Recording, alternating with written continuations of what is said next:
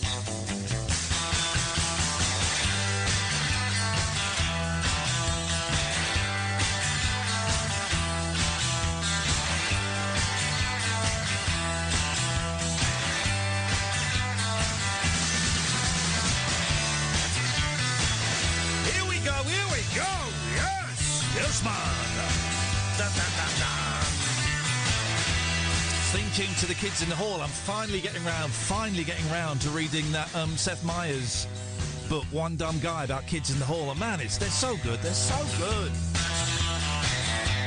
If the kids do any more shows in Canada, I am going, man. I'm going. Good evening, dear listener. The Late Night Alternative. I'm Iain Lee. Who the hell are you? Katherine Boyle. There we go.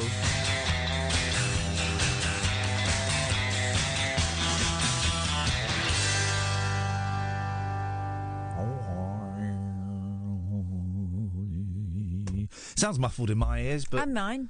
What's going on? Put the treble up. Someone put the treble up. I'm all about the bass, I can hardly hear myself, and I'm on maximum... Yeah, I feel like I've got some sort of blockage, head blockage. Go and whip Amy into shape. I don't know what she needs to press. Well, just go and fiddle with some knobs. Amy is young and is, I think, is scared to fiddle with some knobs. Just fiddle.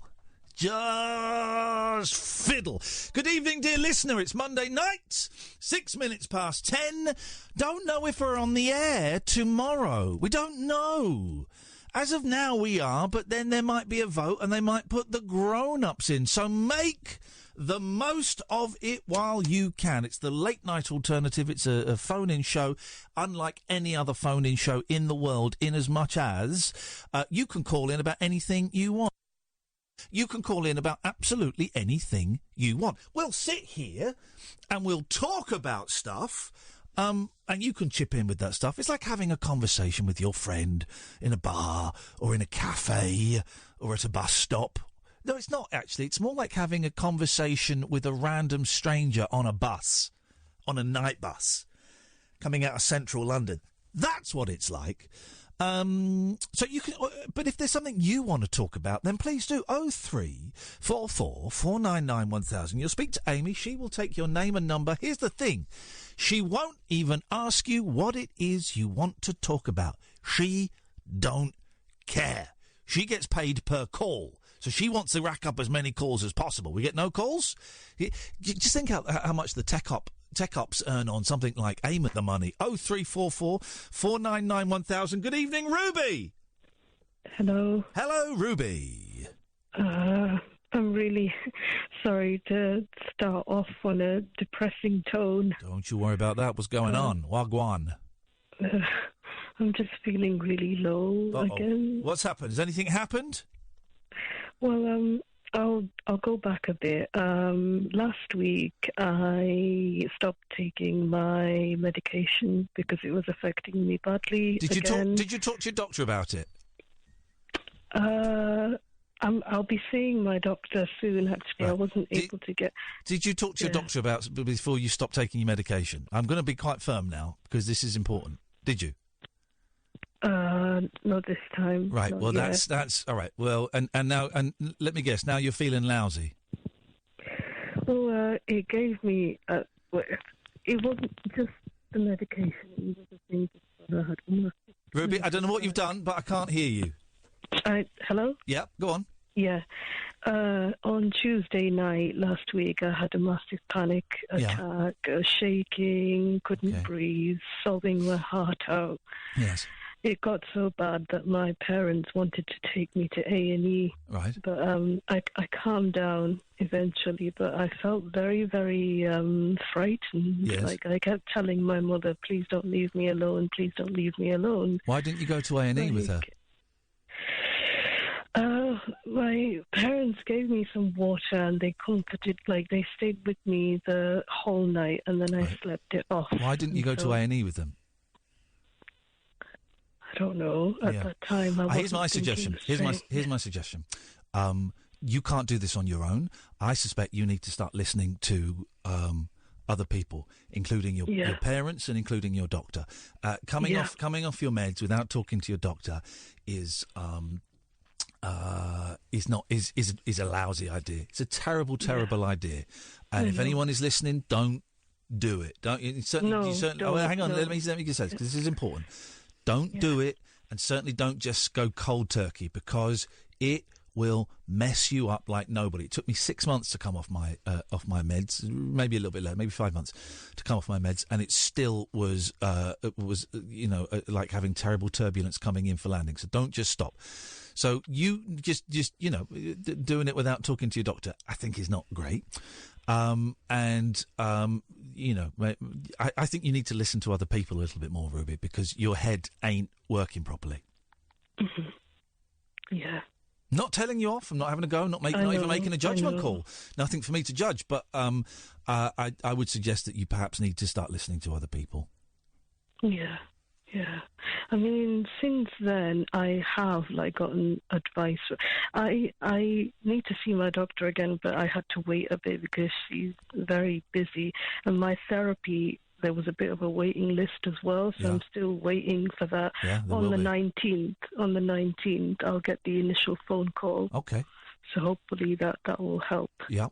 Yeah. I didn't leave the house for a few days, but today I did. Well done. That's good. So, yeah, the fresh air and sunlight helped me a lot. Yeah, I bet it does. And we said, there will be ups, and but that doesn't mean it's fixed. And there will be massive lows again. That's the way it goes. But this too shall pass. It'll pass for the bad stuff, and unfortunately, it also passes for the good stuff. Passes as well.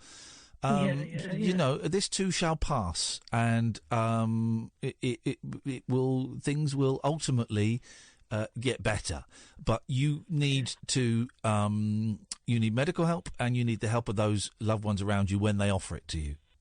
Yes. Yeah. Okay. Thank you very much. Hey, well, listen, that's cool, but I just want to reiterate, I'm not in any way telling you off, not in any way making a judgment call on you or anything. I'm just being a little bit firm, because actually, people, the coming off your meds like that is actually dangerous. People have done silly things as a result of it. But it sounds like anyway. When are you have you got an appointment for your doctor? It'll be, what day is it today? Monday today.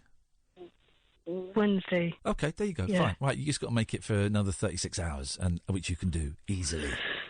Yeah, I hope so. All right. Yeah. You got this, Ruby. Thank you. Hang in there. We'll speak to you later in the week. Take care. Yes, thank you. You too. Cheers. Bye-bye. 0344 499 1000 is the telephone number. Don't just come off your meds, guys. Don't stop your meds. I'm back on them. I'm loving it. I'm loving life. I'm not. It's week 2. It's still too early to say. 0344 499 1000. This is. Let me just. Hello, line 2. You're on the wireless. Jeez. It's going to be one of those shows. I just got the vibe. Oh, thanks very much indeed. I mean, sometimes I just think we're only 13 minutes in and I could quite easily go home now.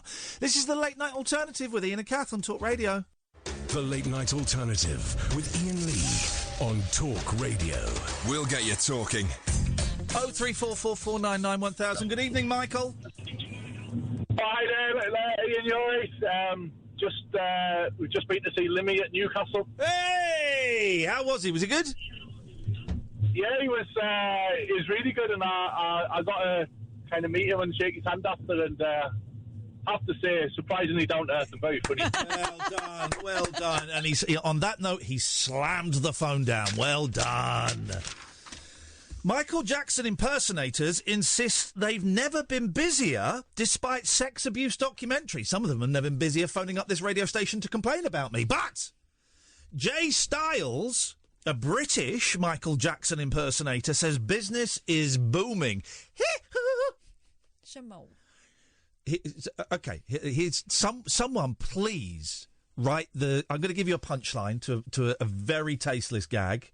Someone please write the feed line, okay? So the punchline is... Now then, can you tell what it is yet? That's the punchline. That's the punchline. You go and write the gag, all right? I've given you the thing. You just got to come up with the goods. Michael Jackson impersonators are busier than ever since an investigative documentary aimed... Here's a prediction I was going to make. I didn't say it on air because I remember thinking it. I was going to say it, and then we went off another thing. You know what I think is going to happen with this Michael Jackson documentary? Record sales are going to go up. I think it's already started. Yeah, they're going to go up. They're going to go up by a lot. But didn't that happen with R. Kelly? Yeah. It's going to divide people. But record sales will go up. And he's going to make more money out of it. There was a thing in the paper the other day about the Michael Jackson estate losing money.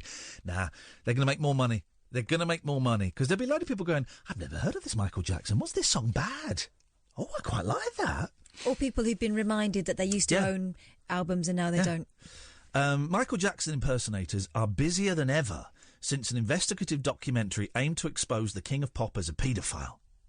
Jay Styles from Cambridge has performed as Jackson for 11 years, about the age that he liked, and says the impact of the documentary Leaving Neverland was incredible, caused a surge in interest, and he is now rushed off his feet.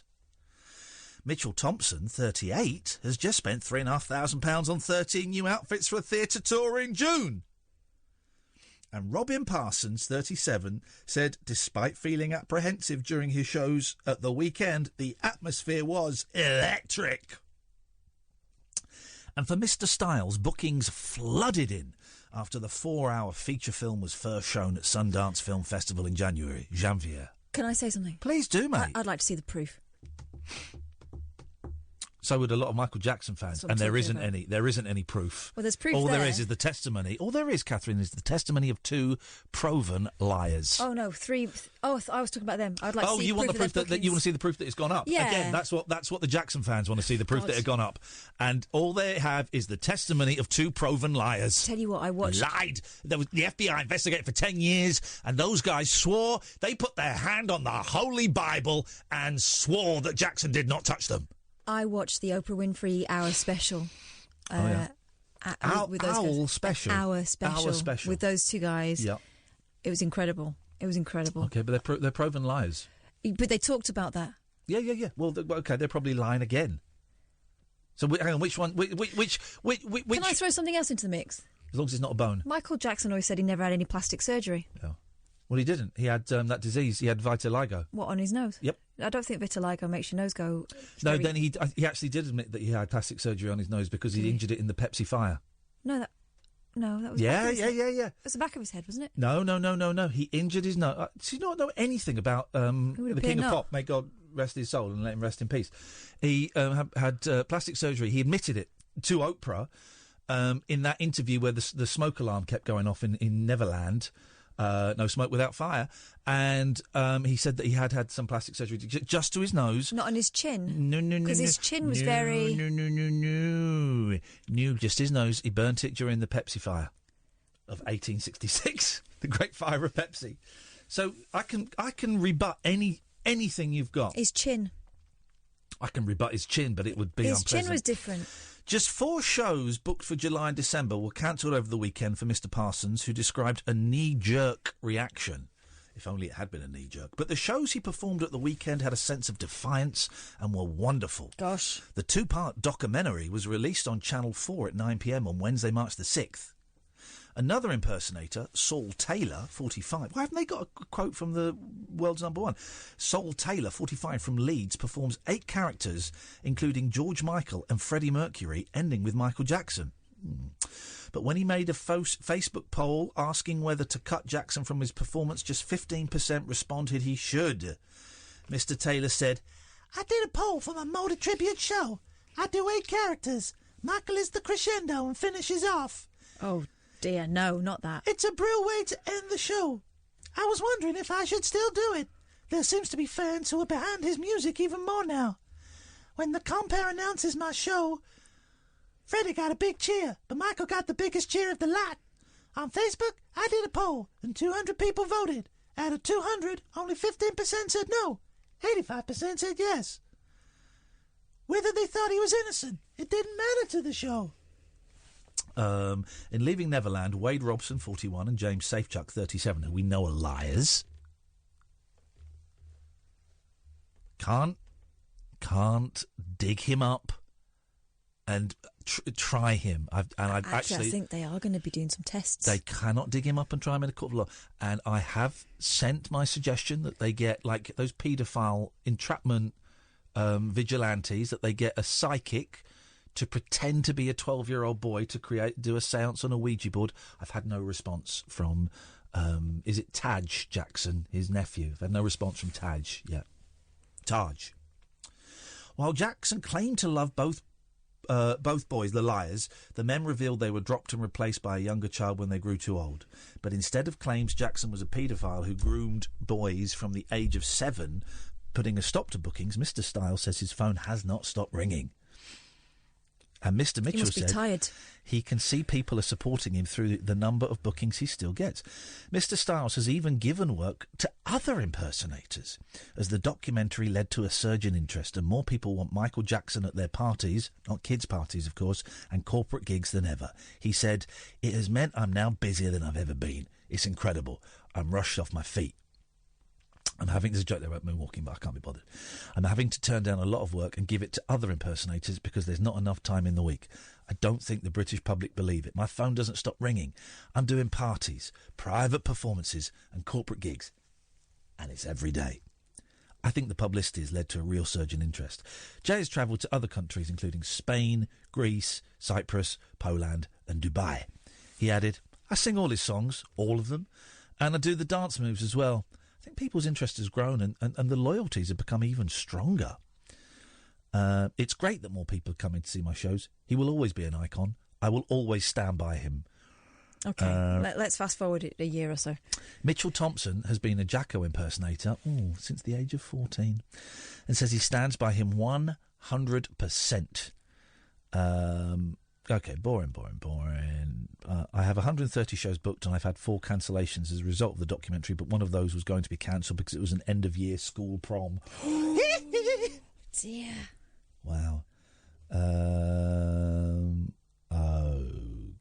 OK. 0344 499 1000. Let's go to Midi. Good evening, Midi. Yeah, hello, hi. Yeah, hello, hi. So... Yeah, what happened? I stopped my medication as well recently, and I had a nerve breakdown probably about 3 or 4 times today. You've had what 3 or 4 times today, Midi? A nerve breakdown. OK, gosh.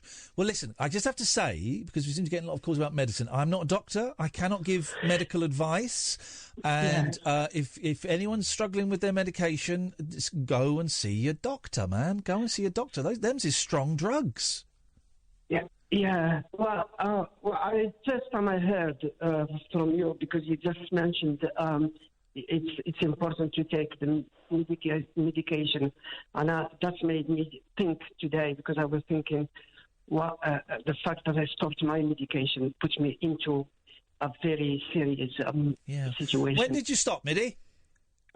Well, I stopped a few days ago, but the impact of it came today. Yeah. It was badly. Yeah. It's like getting whacked upside the head. Yeah, I just couldn't cope today. I just could. Why? Was it? What? I'm assuming it was some form of antidepressant that you were talking about. Is that yeah, right? I'm taking metazapine and lorazapine. Okay, and you stopped all of it. Yeah. Why did you stop?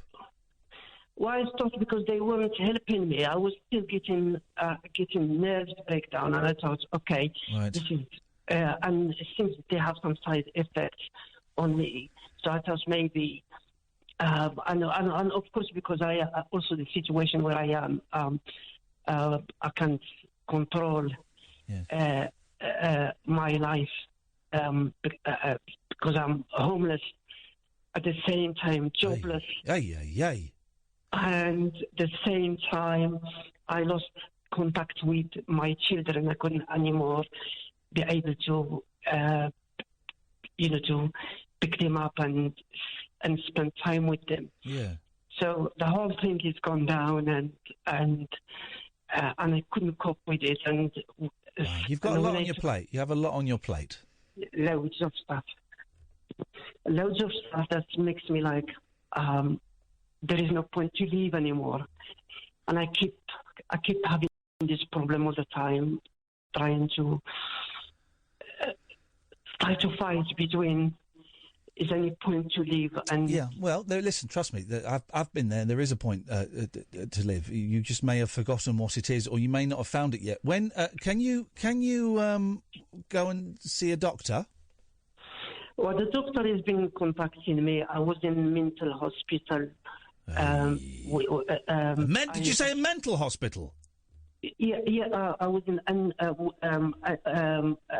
DNA, the emergency. Okay. They put me in a recovery house for 4 weeks. Okay. And then I come out of the recovery house. They told me to go to housing to help me with my housing situation. When I got to Hammersmith and Fulham, they told me you have a house in Morocco. Oh. Go back and live in Morocco. Do you have a that's do you have a house in Morocco? I don't. Yeah, I do have a house in Morocco. My mum lives there, and my sister. Wow, that seems a cold. That seems a cold reply. Just say go and bugger off back to Morocco. Why? That's what they put it in a letter. It was their decision on homelessness, on my homelessness application. They said. You have a house in Morocco and you could go and live in. You're not homeless.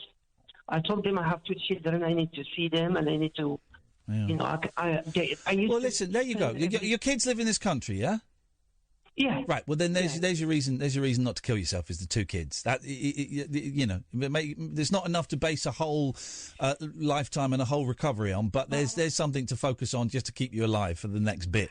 What I would suggest you do is, can you go and see a doctor tomorrow and talk about the immediate problem? The immediate problem of you have lots of problems, but the immediate one is you not being on your medication. Yeah, I did spoke to him today, and I told him I'm going to go back and take my medication. What I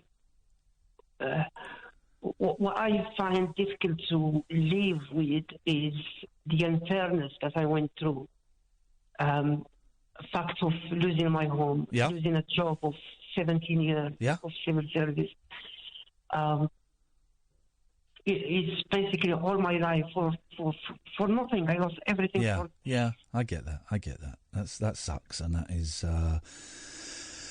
that is lousy. And you have to somehow learn a way or come up with a way of letting go of that unfairness and that resentment, because that will kill you.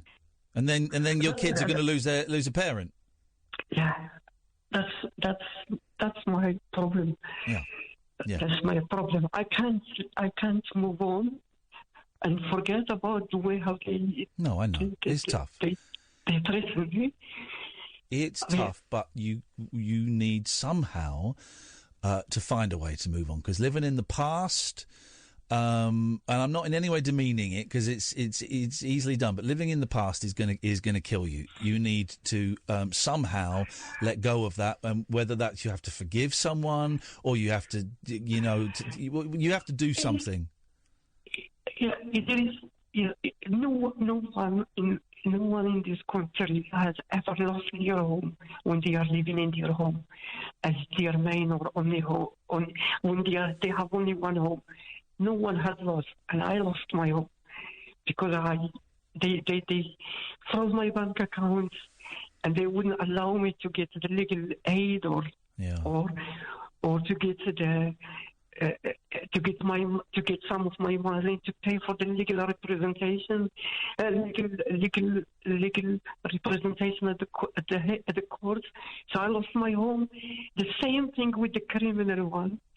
Even they find me not guilty, they managed to found you guilty of what? If you don't mind me asking, Midi, what is it you're supposed to have done? What happened? I was going to buy my flat. It's a council flat where I lived for 22 years, and I was in the process of buying it on a right to buy. And when I come to the last stage of buying it, which I put it to the conveyancing solicitors, then Hammersmith and Fulham, they told this guy doesn't live in his home because I had quite a lot of savings, and because and he's subletting the entire of his property, and maybe and they made speculation that I don't think they made I think they deliberately put it. They said my application for right to buy was fraudulent, and I represent myself. I think in the beginning they made speculations, but then they realized there is no one single piece of information. Listen, Midi, it sounds like you've had a horrendous time. It sounds like you've been treated very, very unfairly. And it sounds they got away with it. Yeah, they got away with it. Okay, and it sounds like a very complicated situation, which is perhaps a little bit too complicated for us to go into at the moment. But you need to regroup. You need to. I'm not saying forget this entirely. Maybe it's something that you can go back and fight at a later date. I don't know. The immediate you have to prioritise your problems into the ones that are going to kill you first, and the one that might possibly kill you first is you dicking about with your medication. So you need, and it's not a case of I didn't take it for 3 days. I might go back on it. You need to speak to a doctor, and you need to speak to a doctor quickly. And I would suggest you try and get an appointment with your GP tomorrow. Or you go to A&E? The doctors, they had enough. I mean, I had a good doctor, and he's done everything he could. Yeah. I have been there 5-6 times in 1 week to the A&E. The mental health team in Hammersmith or in Iain, they wanted me until to come to the point where I don't make any more sense. Then they can. They can come to the terms that yes, I lost my. Okay. Yeah, that's the way how they work. Where are you sleeping tonight, Midi? Have you got somewhere to sleep tonight? I'm in a hostel. Okay. In Hammersmith. Okay, all right. So with 4 people in one room. Yeah, it's not great. From my flat to being from one hostel to another one. It must be horrendous. I can't even begin to imagine. And how can it happen in a country like this, where the system of justice, everybody thinks that is perfect, and it's not. Well, I don't think everybody thinks it is, but I think it's one of the better ones. But no, it's not perfect. It is unfair. It is biased. It is expensive. It's biased. Definitely biased. It screws things up. Midi, listen. Can I just let you just one thing I check? Yes. In the criminal one, the judge before in his preliminary hearing, he told the prosecution, if I live in my home as my main or only home, this case is not for his court to deal with. What it means, they put an indictment of part subletting. He was telling them, they asked him if he vacated his home. He said, you have to prove it, and it has to be for a long period. Midi, listen. When we came to the court, when we came to the court, they forgot about what the judge said in the beginning, and they went with the case. And the prosecution, they were so smart. They did not want to go back and talk about vacating his home. Well, Midi, listen. I appreciate what you're saying, but it sounds like a very complicated story, and it's way. But hang on. Listen, hang on. People live your life. Yeah. Okay. For what?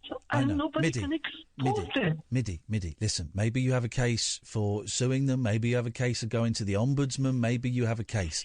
The thing that I am most concerned about is you having. What did you say? 3 nervous breakdowns today, and you suspect it might be because you've come off your pills. You need to go and see a doctor, and you need to see a doctor tomorrow if you can't see one tonight, and you need to sort that out first. Write down the things in order they are going to kill you. All right. Yeah. That's the priority. You need to get your if you're gonna. I don't know if you plan to go back and fight this case, but if you are, you need to get your head sorted out. There is no way I can fight it. Well, then you need to. Because the restraint order cripples me. There's a restraint order. I want to appeal against the conviction of the criminal one. Yeah. They told me the legal aid will not cover an appeal, and I don't have access to money. And the solicitor, they want money. Midi, calm down, because you're getting yourself worked up. How could you fight this? I don't know, but that's not what I'm concerned about. What I'm concerned about is you either going to A&E tonight, or you get some sleep and you go and see a doctor tomorrow. That's what I'm concerned about. Okay. Thanks. All right. Because I don't want you to die. I don't see the point of. You got 2 kids. You got 2 kids. Your 2 kids. I don't see them anymore. But you don't see them now. You don't see them now. That doesn't mean you're not always not going to see them. If that's not your mom should become more difficult. So. Okay, listen. You don't see them now. That's fine. Who knows what the situation will be like in a year or 5 years or 10 years? You don't know. All I know is that any person I've ever met whose parents killed themselves was screwed up, okay? So that's the reason to stay alive is your 2 kids at the moment, all right? Okay? Midi, you can get through this. You are loved, and you will be able to get through this, right? What you need to do right now is you need to calm down, maybe just concentrate on your breathing for a little bit. And I don't mean calm down sounds quite patronising. I don't mean it to, because you've got a lot to worry about. Maybe concentrate on your breathing and do your best to get some sleep. Could you do that for me? I've been to a job I've been to a citizen advice bureau today. Okay. And he couldn't see how this is happened. No. Okay. Everything is odd. Everything is odd. I know. You need to get some sleep tonight, though. That's the priority, all right? And maybe we'll speak later in the week. Is that okay? Yeah, okay. Right. Thanks so much for calling. I really appreciate it. Okay, lots of love. Hey, yeah.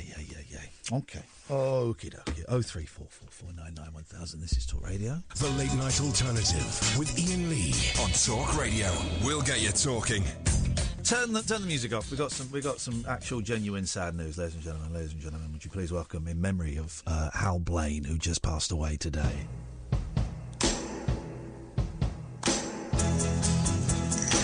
Mr. Hal Blaine has passed away. The great. I mean, I think he was 90 or something, but the greatest drummer. He's on everything. There we go. It's Hal Blaine has passed away. Tried to interview him a few times, and he responded at one point, and then it never happened.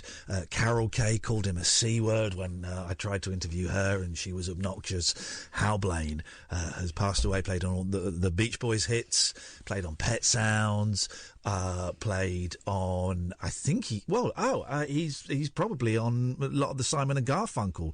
Oh, hang on a minute. I think, and I'm doing this off the top of my head, I couldn't be 100% sure, but I think.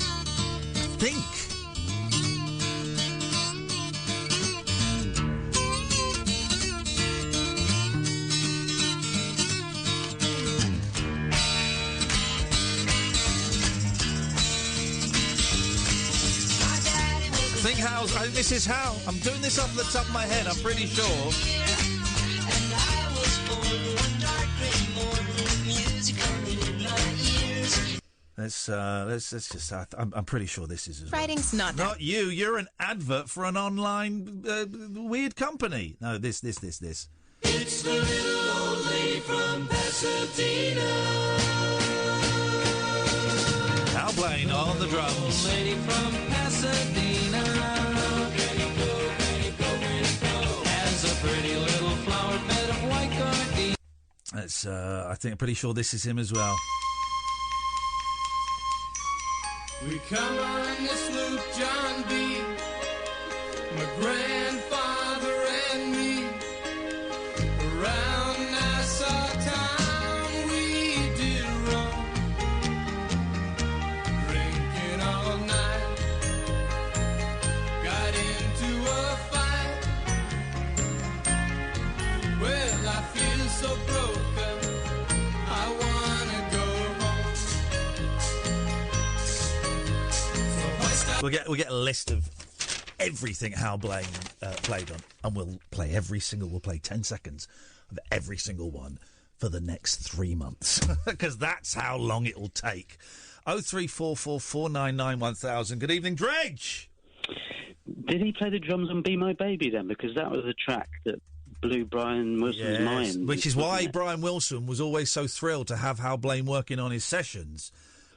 Because Be My Baby was the song. I'm trying to list of recordings. Hal Blaine has. Oh, right, here we go. It's ridiculous.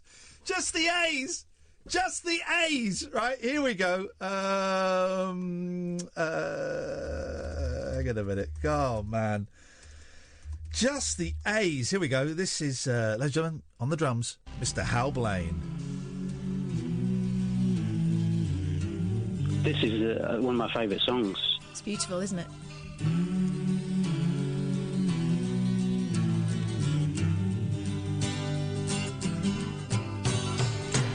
Hal Blaine. Hang on a minute. There's plenty more.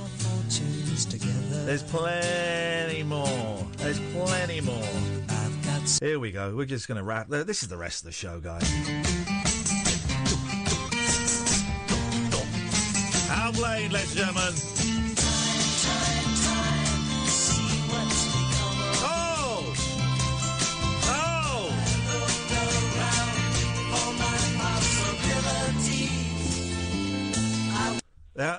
It just is ridiculous. This is just the A's, right? We're still in the A's of songs that Hal Blaine played the drums on.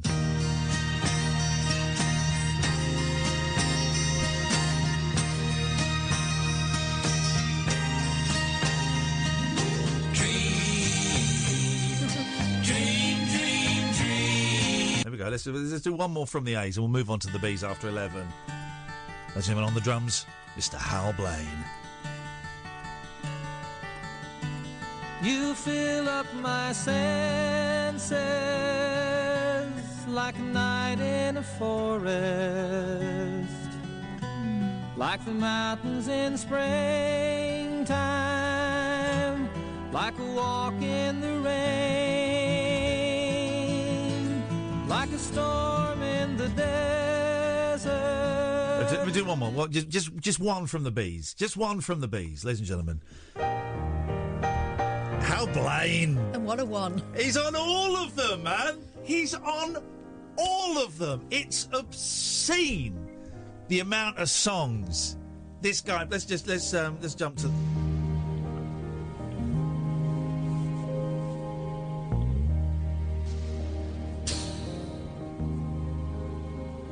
Sail on, silver girl. Sail on by. Your time has come to shine. All your dreams are on their way. Hal Blaine, ladies and gentlemen. It's sad, but we're going to have fun. We're going to play a lot. Sorry if that bores you. We're going to play a lot. Anyway, Dredge, what have you got tonight? Well, I was going to talk to you about a musical thing, actually, because I was going to talk to you about a group that you mentioned on Friday, but you got it wrong, because Jellyfish are not a funk band. right? They are a pop rock group. And didn't you mention them? You said you'd heard of them, but you thought that they're not funk. They're one of the best little-known groups in pop, I would say. I mean, they split up years ago, but they're one of the best groups ever, and you'd never heard them. No, hang on. When did I... Whoa. Excuse me. When did When did I say I'd never heard them, you fake news? You're worse than those liars on the Jackson documentary. When did I say I'd never heard them?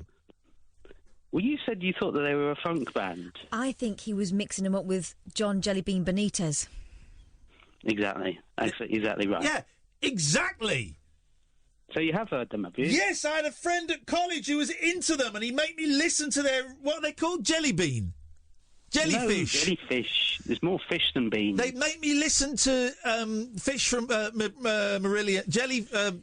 I would listen to them a lot, and they were rubbish. No, I'm thinking of Climby Fisher. But except when I think of Climby Fisher, I know I'm thinking of Hue and Cry. Oh, one of the great comedy double acts.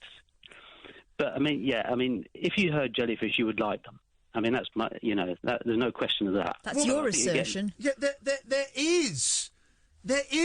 I think I would hate them. No, you would.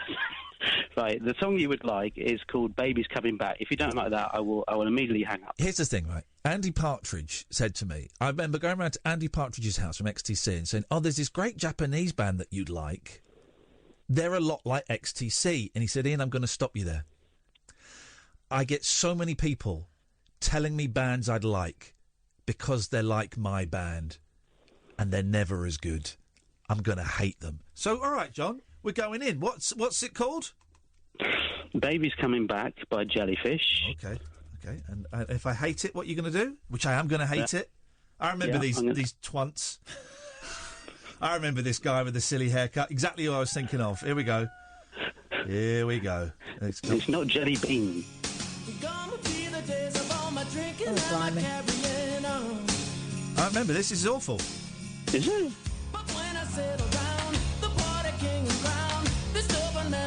Wait for the chorus. Catchy chorus.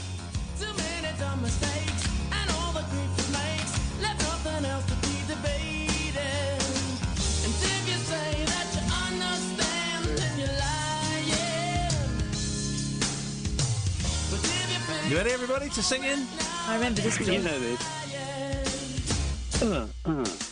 Baby's coming back, baby's coming back, and I'm down to see your face again. Baby's coming back. To me, it sounds like Hall & Oates without the balls. John, did you say you were going to put the phone down if I didn't like it? Yeah. Why are you still here? Goodbye. Thank you. Man of his word, I respect that, yeah, even though I do not respect his choice in crappy music. Let's go to Andre. Hello? Yes? Hi, Kath. Whatever. Oh, not using too much of my battery life on my phone again, I see. Okay. What do you want? There's a long list of people. Well, I've got a couple of big issues tonight. Oh, hang on a minute. Right, hang on a minute. Hang on. Here's a song. Shut up. Here's a song. Here's a song. Ladies and gentlemen, on drums. Oh, no, that's not him. That's an advert. Ladies and gentlemen, would you please welcome on drums. It's the one, it's the only, Mr. Hal Blaine.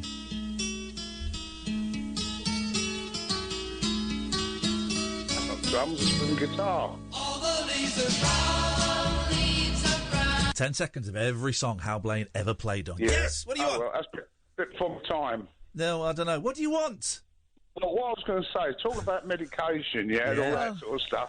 Where can I get some? How do you apply? And what's on the menu? Okay. You're right. It sounded like a lot of fun. Okay. Yeah, what they got going? Okay, all right. Thank you very much indeed. Oh, man alive. I'll play a full song. Here we go. Ladies and gentlemen, would you please welcome... it's just ridiculous what this guy played on. On drums, would you please welcome Mr. Hal Blaine. Crackling rosy, get on board. 10 seconds of every song. It's amazing. I mean, it's the most incredible back catalogue of stuff. I didn't know he played on Crackling Rosie. I know a lot about Neil Diamond. Hal Blaine passed away. I think he was 90, maybe 91. So, but absolute legend. 0344 499 1000 is the telephone number. Busy on the phones tonight. So, if you're hanging on, hang on if you want to. You don't have to. I'm trying to mix things up a little bit and create a bit of a vibe. But this is the late night alternative. Weeknights from 10 with Iain Lee and Katherine Boyle, only on Talk Radio. The Late Night Alternative with Iain Lee on Talk Radio. We have ways of making you talk. Ladies and gentlemen, would you please welcome on drums Mr. Hal Blaine and on guitar Mr. Glenn Campbell.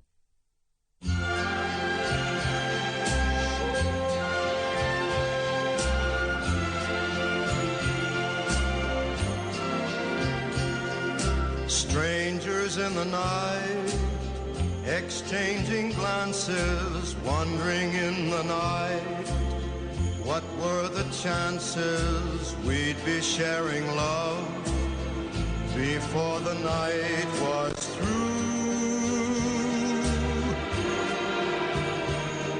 Something in your eyes was so inviting, something in your smile was so exciting, something in my heart told me I must have you. Strangers in the night, two lonely people, we were strangers in the night, up to the moment when we said our first hello. Little did we know love was just a glance away, a warm embracing dance away. And ever since that night, we've been together, lovers at first sight. In love forever, it turned out so right, for strangers in the night.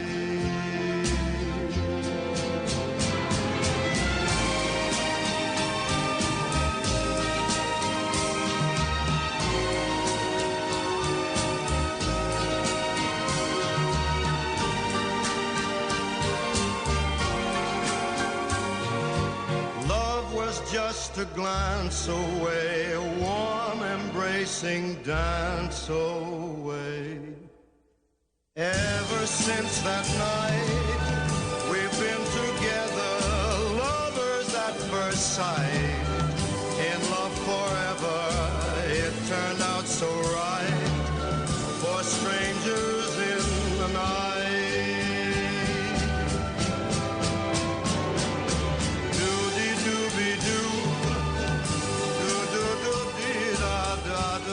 It's silly, that bit. I like that bit. Silly, that That's like what happens when my mum tries to remember words.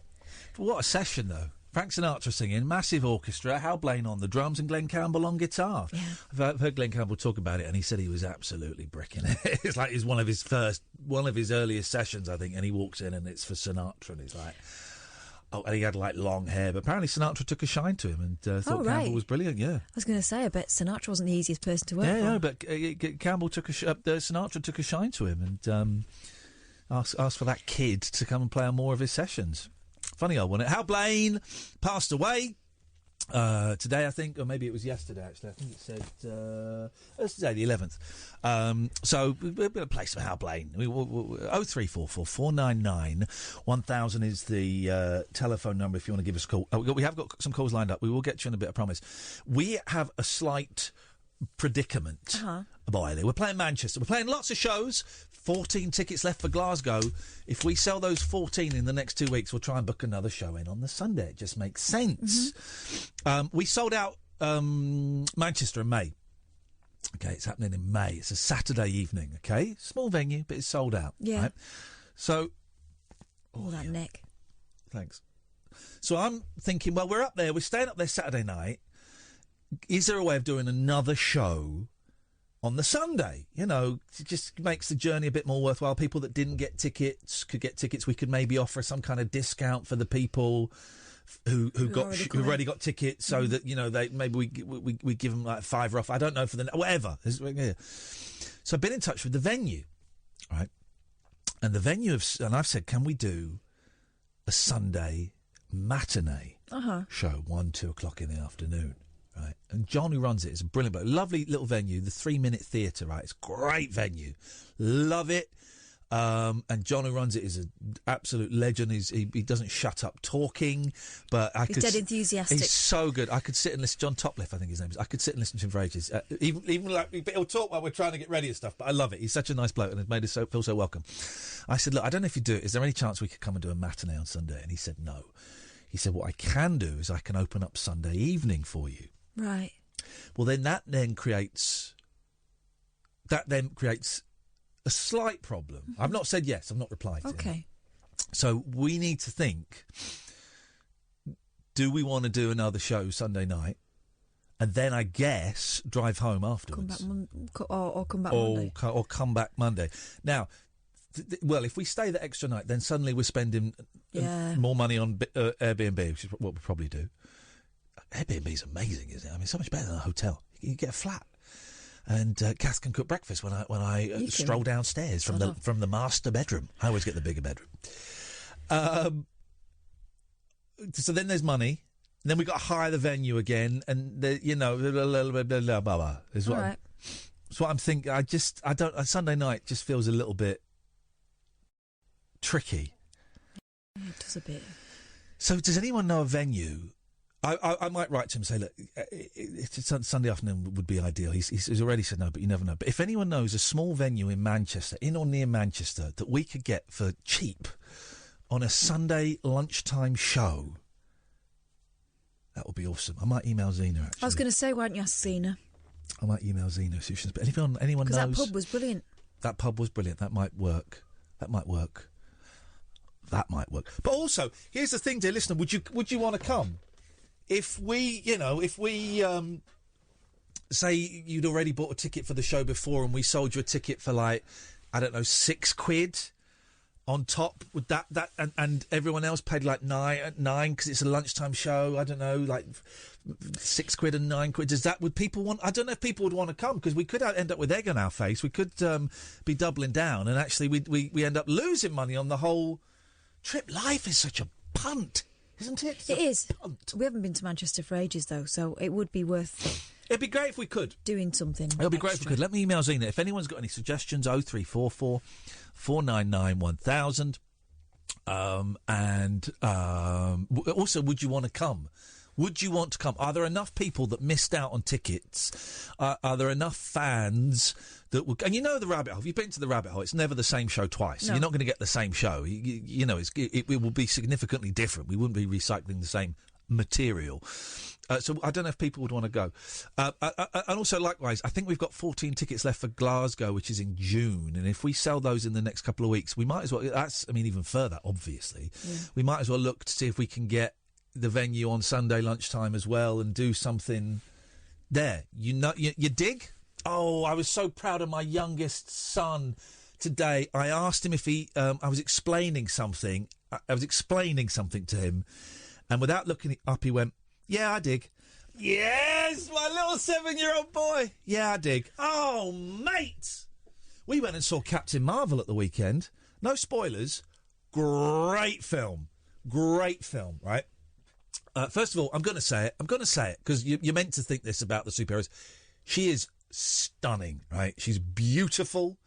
She's wearing a tight rubber outfit. What is not to like, right? And I'm going to say that because all of you girls... That'll be a bugger to wash. All of you girls with your Thor and all of that, whatever. So I got there. Right, but here's the thing. It's not even refreshing. I was going to say it's refreshing. It's not even refreshing to have a female superhero lead, right? It was refreshing with Wonder Woman. Now it's just like, is it a good film? That's all me and the boys were concerned about. Is it a good film, right? Wonder Woman, we went to see Wonder Woman together, Kath, and it was like, oh, this is refreshing. A strong female superhero. I liked it. It's a film I've been waiting for since I used to watch, the 70s Wonder Woman. But there was a lot of unnecessary love stuff in there. Yeah. That they wouldn't have put in with the blokes. But this, there was none. The boys certainly never mentioned it, and it didn't cross my mind. There was no, this is great, it's just, this is a really good movie. and it just happens to be about a female superhero. It wasn't, it was no... It's so good, man. She's so good in it. What's her name? Alison... No, Brie Larson. Brie Larson. She's so good in it. I'd never heard of her before. She's amazing, right? She's a brilliant actor. The fights are wicked, man. It's an origin story. I don't think this is a spoiler alert. It's set in the 90s, so there's loads of really funny, cool 90s references. Samuel L. Jackson is superb in it.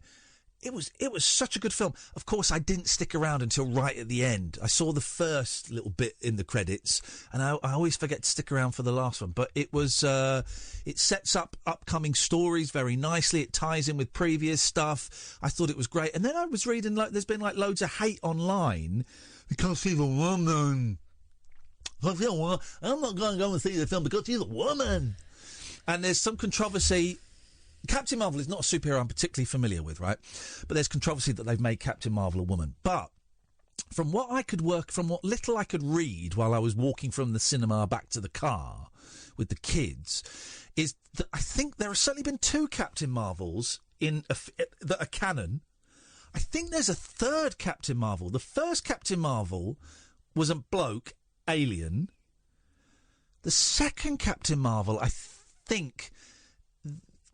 was then went to DC, and that became Shazam, which looks like an amazing film.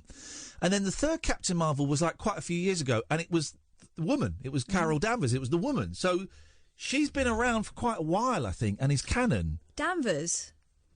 Maybe it's not Carol Danvers. Yeah, it's Carol. Danvers is the name of Supergirl's adoptive family, isn't it? Oh, maybe. I don't know. Pretty sure I don't know. Do Supergirl. But all I can say is, right, it's a great film. It's funny. The fights are wicked. Brie Larson she's just incredible in it, man. She's just incredible. Jude Law's good in it. And I hate Jude Law. I've never seen Jude Law be good in a film. And he was great in it. So it gets a big thumbs up. The boys loved it. We got given free posters at the end as we came out. It was a wicked film. So don't listen to those musty old comic book haters. No. I think I'm a big fan of the Marvel films. There's 2 great nods to Stan Lee in it as well. There's one in the opening, sort of the Marvel logo, and there's they obviously filmed it before he passed away. He pops up as he does in all of them, right? But I'm a big fan of the Marvel films. The DC films, I think, are a little bit dry. But the Marvel films are great. This is probably one of the best Marvel films. This is top 3 Marvel film for me. I thoroughly enjoyed it. All right, one spoiler alert. It's got a blockbuster video in it. Any film that has a blockbuster video in it is winning for me. Someone has replied who's been sending nonsense all night. No, it was because the actress said no white men should review it. I don't think she did. I think if I got this correct, what she said was, it would be great, as I'm the lead in this film and I'm a woman, if we could have more diversity during the press junkets, if I could have more women interviewing me, please, which is absolutely fine. So I don't think she said. I'd be very surprised if she said no white men should review it. I'd be very surprised. In fact, you've been tweeting me all night, sending me absolute balls, so I'm just going to block you so I can't see your tweets anymore, because you've been popping up on my screen all night like an absolute bell. 0344 499 1000 is the telephone number. This is the Late Night Alternative with Iain Lee and Katherine Boyle on Talk Radio. Unmissable late night radio with the original king of unconventional conversation. Make contact with Iain Lee. The Late Night Alternative with Iain Lee on Talk Radio. There's songs I didn't know he played on. This is Hal Blaine. Would you please welcome on drums, Mr. Hal Blaine. Return to sender. Every song's a winner, huh? Isn't that amazing? Isn't that amazing? There's a great documentary. I think it's just called The Wrecking Crew. Yeah, it's great. It's a great film. My only suggestion would be then don't track down Carol Kay via her website and emailing her asking if she'd like to come on your BBC radio show to talk about it, because you will get a ton of abuse. Especially if you say you enjoyed the documentary and you found her inspiring or anything like that. Yeah, and don't use the phrase The Wrecking Crew. Don't mention Hal Blaine. Don't say you're a fan of hers. I mean, just don't write to Carol. She is miserable. I was so upset by her email. I think she sent me 2. She wouldn't stop, she? 2 or 3. And after the last one, I was just going to let it lie. And then I wrote back saying, actually, Carol, I've been really upset by what you've written to me. I've come with nothing but respect, and you've been very, very rude to me, which is up to you if you want to do that. But you've really disappointed me, and I would really like it if you didn't write to me again. Did she write back? She didn't write back then. What a cow. What a cow. 0344 499 1000. Let's do some of these calls. Good evening, Jerry. Hello. Hello, Jerry. What you got for us? It's motivation to hear this one. You keep saying you got something for me. These boots are made for walking. Yep. Nancy Sinatra. He's less than number one. How many number ones he's had? He's had Well, I don't know about his toilet habits. That's not on Wikipedia. Never read him. It's amazing. Yeah. He's the guy's incredible, man. He's done everything. He was where has it gone? I've lost where it's gone. He played on loads of Carpenter's songs as well. You know. Anyway, the guy was great, and he's passed away. And there'll never be another. Just think, up in heaven, him and Hendrix and Jim Morrison are probably playing some really crappy blues actually right now. So I'm glad I'm down here. But there you go. Get out of the room! Get out of the room, lady. Thank you, she should do. There you go. How are you anyway? I'm all right. I just Marvel films are free Marvel films. Yeah. Well, I think DC Comics are best. Sorry, DC Comics are the best, but Marvel films are better. DC films are crap, just joyless. I don't expect them to be comedies, but they're joyless. That's too rubbish. He's what's his face? Boozy Bill. What's his name? He's not Batman anymore, is he? Oh, God. Ben Affleck. Ben Affleck. That's Boozy it. Bill. He's not Batman anymore. Oh, who's the Batman now? Don't know. The next Batman film's going to be like young Batman instead of drunk Batman. I can talk. All right, Jerry. Listen, I'm going to move on. See you later. I did ban disabled people actually, so I don't know what you're doing on the show. No disabled people, please. Good evening, Gatford. Do people with only 9 toes still get on? It's up for debate at the moment. We'll see. Up for debate. We'll see. Brother Iain and Sister Kath. Uh-oh. We're not related. I don't think... really? Oh, okay. I don't think I understand speech-based radio anymore. Okay, go on. What's happening, mate? Well, I have to admit, I haven't been listening live for a while. Okay. I've been podcasting. Okay, that's good. We love all of our podcasts. There's 1.7 million downloads. The 1.7 million downloads of this show last year. And that was with us out. We weren't even trying. You wait till we start trying. And here comes my point. Yeah. I think I am a dinosaur when it comes to this show. Hang on a second, Gatford. Stay there, because someone has just tweeted me. Marie has tweeted. You played Strangers in the Night. Did you know that Hal played Be My Baby on Strangers in the Night? So Be My Baby, right? Hang on a second. Be My Baby, right? Goes, dum. Yeah, so this is... Oh, it's an advert! Stay there, Gatford. We'll come to you in a second. I don't like the adverts that you can't skip. You know, listen, I know everyone's going to make a dime. Everyone's going to make $1, but hang on a minute. This is important. If this is true, this is groundbreaking. Right, so that's Be My Baby, okay? So let's now get... Strangers dans l'amour. Here we go. Boom, boom, boom, boom.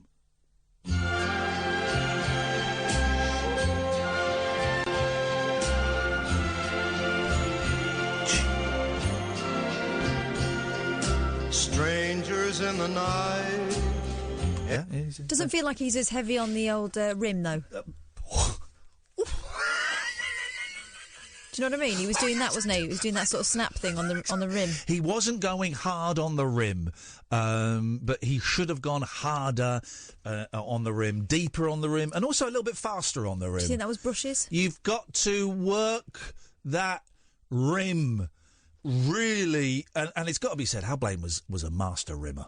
Really was one of the best rimmers. Could really make that snap. Yes, it just when Hal Blaine rimmed, you knew it. You knew it. You felt it. You felt it. You felt it deep. A Hal Blaine rim. All right, we get it. We get it. A Hal Blaine rim. You felt that deep. Right, come on, Gatford. Hello. Yes, come on. Did he ever do it with brushes? Do you think? Catherine just made that joke, mate. Did he ever do it with brushes? Catherine just made that joke. Get your point. You're about to get cut off. Damn it. Okay, about an hour ago, you laid out a punchline. Yeah. Oh God, no. And asked for a setup. No. Yes. I rang because I thought I had a setup, which I'd probably guessed you would cut me off for, but I thought I'd give it a go. Okay, yeah. Problem is, I forgot it. Okay. And and I just don't know whether that's me because I am a talk radio dinosaur and I'm used to the topic way. 8, 7, 6, 5, 4, 3, here we go. 2, Hello? 1. Yeah. No idea what that phone call was about. Let's try CJ. Good evening, CJ. Good evening, guys. How are we? None of your business. We'll get to the point, please, caller. I know a venue locally that I might be able to persuade to let you do it for free. Well, hang on. First of all, where is local? It's on the A6, just going into Manchester. I don't know what that means. Catherine, do you know the grid rec? Do you understand what that means? Well, hang on. What do you mean going into Manchester? We want in Manchester. And what do you mean you might be able to persuade them? What do you mean we don't want any persuasion? We want them going. Ian Lee and Catherine Boyle. Yeah, definitely. We'll take that. That'd be awesome. I can persuade them. Persuasion. Okay. Well, who is this venue? Let me check this venue out now, please. It's called the Spinning Top. It'll come up straight away on Google when you see it. Well, the Stockport's Best Bar. It's in Stockport, right. Okay, so is Stockport Manchester? Great Manchester. Right, well, no, wait. Catherine, you are my northern monkey. How far is Stockport from Manchester, please? Well, I don't remember. We went to Chelsea's house. That was Stockport. So miles away. Mm-hmm. Okay, thanks very much for your call, CJ. It really is appreciated. Let's go to Simon. Good evening, Simon. Good evening. Is that Mike Snorbit? Yes, it is. What can we do for you? Right. A question for you and Kath, okay? Okay. If you could go back in time to any point, where would you go to? And you've got to have a valid reason why. Okay. I'd go back about 5 minutes ago and not take this call. Why? What? Sorry, were you just listening to BBC Three Counties Radio or something, or Coventry and Warwickshire? What is this? What's your favourite? Can I ask you a question? Can I ask you a question? Yeah, go on. What's your favourite sandwich filling? Good question, isn't it? No. Prawns. Oh, prawns in a sandwich. Yeah, prawn mayonnaise. Yum. Disgusting. I don't really like prawns. I have eaten prawns now, but I only ate prawns a couple of years ago for the first time, and I don't get them. I don't get what they add to any meal. They don't add anything. I love them, but in a sandwich, a pre-prepared sandwich, I do feel it's a bit like playing bum roulette. Oh. Back to Hal Blaine and his rimming. Do you know what I mean? Unfortunately, I do. If I've cooked them and I know how long they've been, you know, and how they've been prepared, all good. But otherwise, I mean, you are dicing with a lot of toilet action.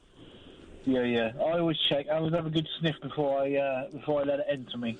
But here's the thing. You can't. I would never buy a fish-based sandwich in a supermarket. Pre-prepared fish-based sandwich. Ain't going nowhere near me, girlfriend, because you will end up probably with the trots. And also, fish is not a nice... Can you still get those little jars of fish paste? But they were tiny, weren't they? Why were they so small? Well, you don't want it sitting around for too long. How many fish does it take to make a fish paste jar? Where do you get it from? Do you just literally grind a fish? Back to Hal Blaine and his rimming again. It was tuna, wasn't it? They're massive. That wouldn't even... Do you like whitebait? No, I'm not. I'm not into any kind of vigilanteism, to be honest. I'll eat any fish. I love it. No, I just think. Listen, I know we have problems with certain communities and certain attitudes, but I don't think putting whitebait out is really. I just think it brings the worst out of everybody. You know, I think we'll just follow the normal policing procedures. Be vigilant. Keep your eyes open. If you hear stories, then investigate. If you see it, say it. If you see it, say it. Sort it. I think this has gone over my head. I don't know what. Well, you're lucky, Simon. Let's just say you're lucky. And I'd go back to dinosaur days. 0344 499 1000. This is Talk Radio. The Late Night Alternative with Iain Lee. On air and off the leash. On Talk Radio. I think we need to just chill out a little bit. Would you agree with me? Oh, always, Catherine? yeah. I think we need to just chill out a little bit. So we have got a new feature that we are going to be doing every single day. This is I can't remember why we thought this would be a good idea. Where did this come from? Because we were talking about it up. children being taught. It was a big story, and I think Julie was going on about it one morning. Discussing it in depth one morning. Keep going, because I've got a set. Talking about, mindfulness in schools, how hippy dippy, and I mentioned on air that my youngest has been having. Well, sometimes it's mindfulness, sometimes it's yoga.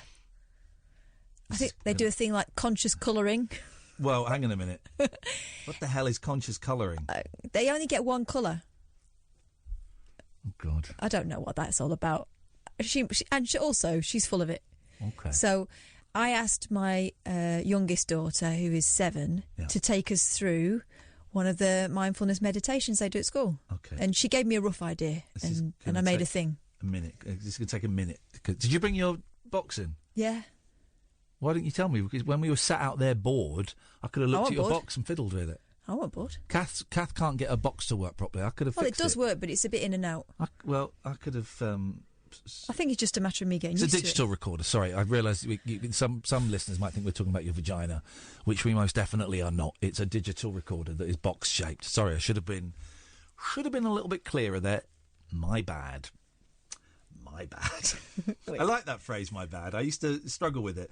But now I like the phrase, my bad. Right, here it is. Don't do this if you're driving. Well, if you are driving, put the cruise control on and get someone to hold the steering wheel. Don't light anything when you're driving. And here is what we calling this? I don't know. Okay, here's meditation for adults by a child. Hello, ladies and gentlemen. Today we are going to do some extreme relaxation. The candle of concentration. Now, go and grab a candle. It may be a birthday candle or one of those posh, smelly ones. If you are in prison or in hospital, you may just have to imagine a candle. Look at the flickering flame of the candle. Focus on that. Notice all the different colours. Maybe red, yellow, orange, or maybe some green. Do it for just a moment. Then, when I count to 3, close your eyes and see if you can still see that in your mind. 1, 2, 3. Can you see it? If you can, then put your thumb up. If it's fading away, then just open your eyes and look at it once more. Look at it from the bottom to the top. See how it moves gently and when it flickers. Now, let's be quiet and still for a while.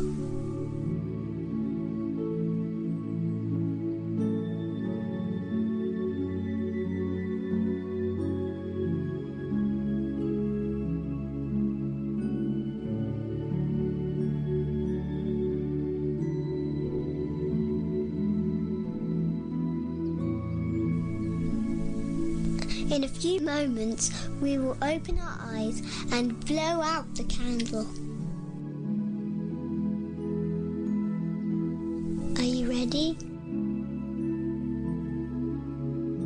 1, 2, 3. Open your eyes.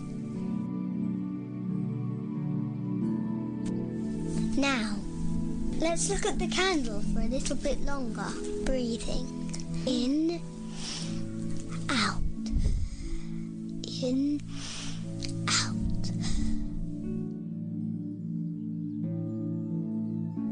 Isn't that relaxing? In a few moments, you will need to blow the candle out. Are you ready? 1, 2, 3. There. Wasn't that lovely? Thank you very much for these few moments of Zen. I hope you enjoyed it as much as I did. Night, night, weirdos. 7 years. 7? Yeah. 7 years old. Absolutely brilliant. Thank you very much for that, little one. And she's right. Good night, weirdos. 03. Hope you're feeling a little bit more chilled. So zen. Now, 0344 499 1000. I think it's great they teach that. Yeah. In schools. I think that's a cool thing. Thank you to everyone who watched me sleep last night. I streamed... let's get the stats. Let me get the stats for that. I streamed me sleeping last night. I like to refer to it as performance art. I think that's an excellent description. What's going on here? I'm a sucker for... What the hell is that? Oh. That is not me. That's my zen gone. My zen is back. 3.6 thousand views, dear listener. 3.6 thousand views of me streaming. It's just under 12 hours. Oh no, that was the first one. This one has only had 2.4 thousand views. 2.4 thousand views. I'm sorry, I'm losing viewing figures for me sleeping. But I might do it again this week. It's great. You get to hear me fart. You get to hear me go to the toilet and urinate. You get to see the cats climbing all over me. You get to see me sleep. It's performance art. And no one else is doing it. Performance fart. Performance fart. It's, I mean, 2,000 people. 2.6 thousand. 2.4 thousand. Let's be accurate. 2.4 thousand people watched me. On a Sunday night. And I would wake up in the night. I slept terribly. And I would just wave to the camera and then go back to sleep. And yeah, it was fun. It was fun. Going to do more stuff like that. Going to make stuff. Going to make stuff like that. That's what's happening. The switchboard is empty for the first time this evening. We've got lots to talk about, but if you want to give us a call, then do. Oh, I tell you what would be interesting, because I don't know much about it, right? But can someone explain this new porn registering law that's supposed to be coming in April? And then I heard someone say, well, they tried it before and it was completely unworkable. If someone could explain it to me, what do I need to do?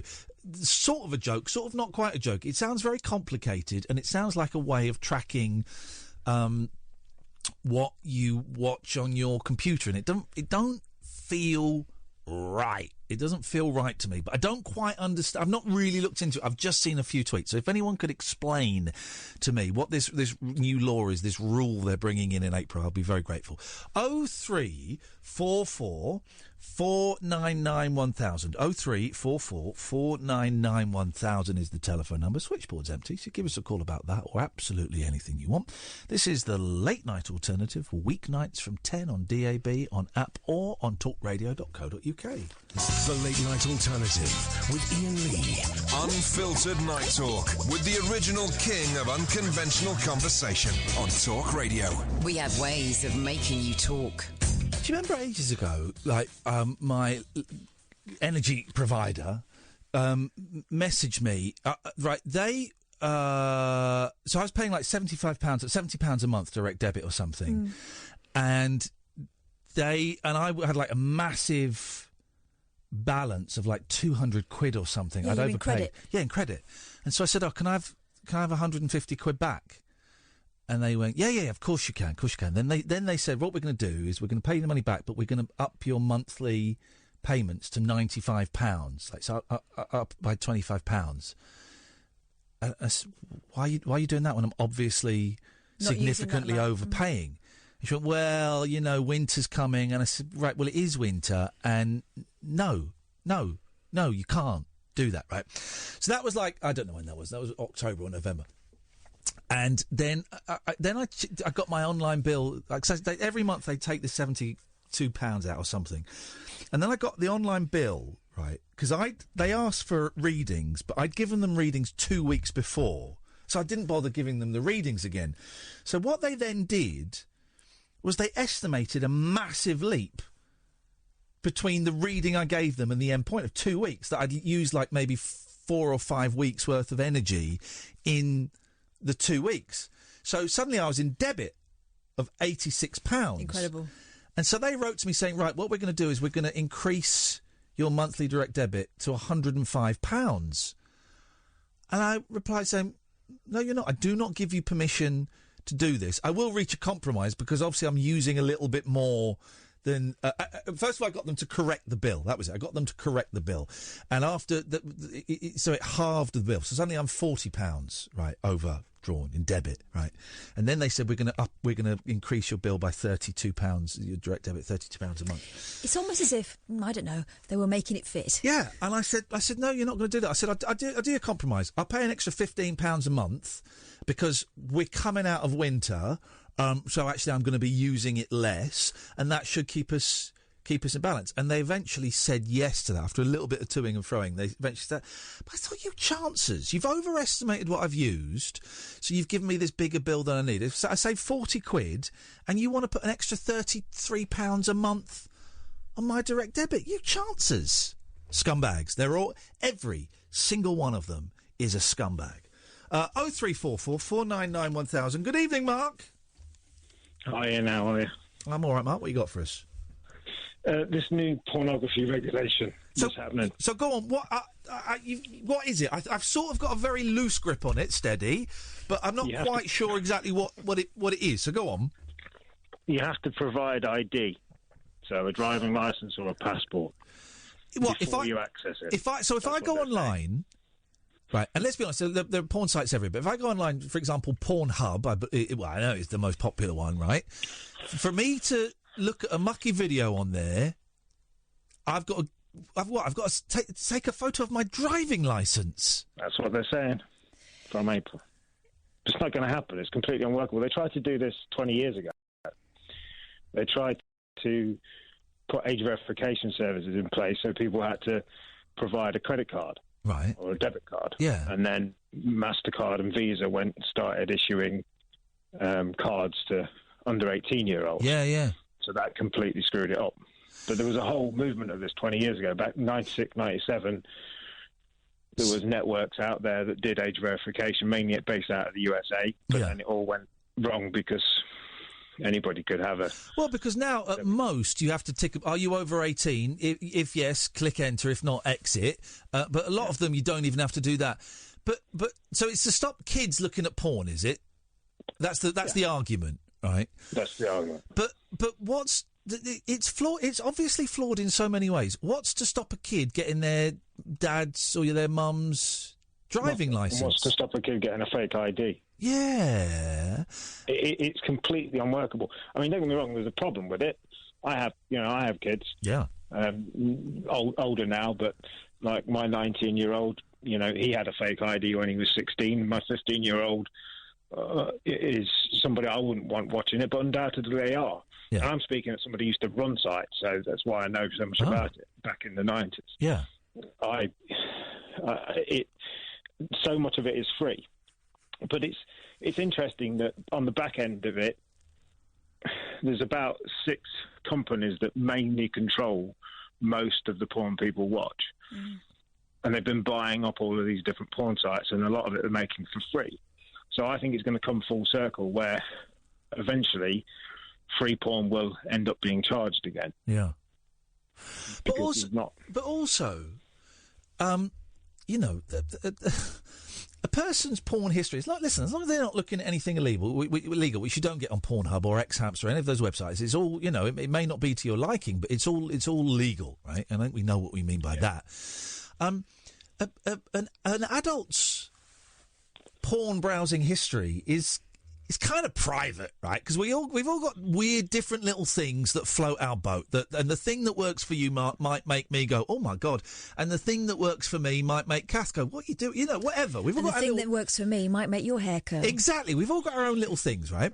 But and it doesn't necessarily mean we want to do it in real life. No. Exactly. That's a good point to make, right? But that means that someone somewhere, there's a log of Iain Lee. Driving licence, his address, number 62, the High Street, likes this, and then on Thursday he watched this, and then on Friday he watched this, this and this, and then on Monday that's going to be logged somewhere. And however... Well, there's an argument that's already happening. Oh, excuse me, I beg your pudding, what? Well, anybody, if they knew your IP address of where you're accessing it from, they could already know that anyway. Yeah. So the fact that you've got to provide a photo ID to access it, yes, it could be used in circumstances people wouldn't want as a log, but essentially these websites are going to be charged with collecting the info themselves. But again, that's not workable because a lot of these sites are not based in the UK. No. So how are they going to police? How are they going to make sure, apart from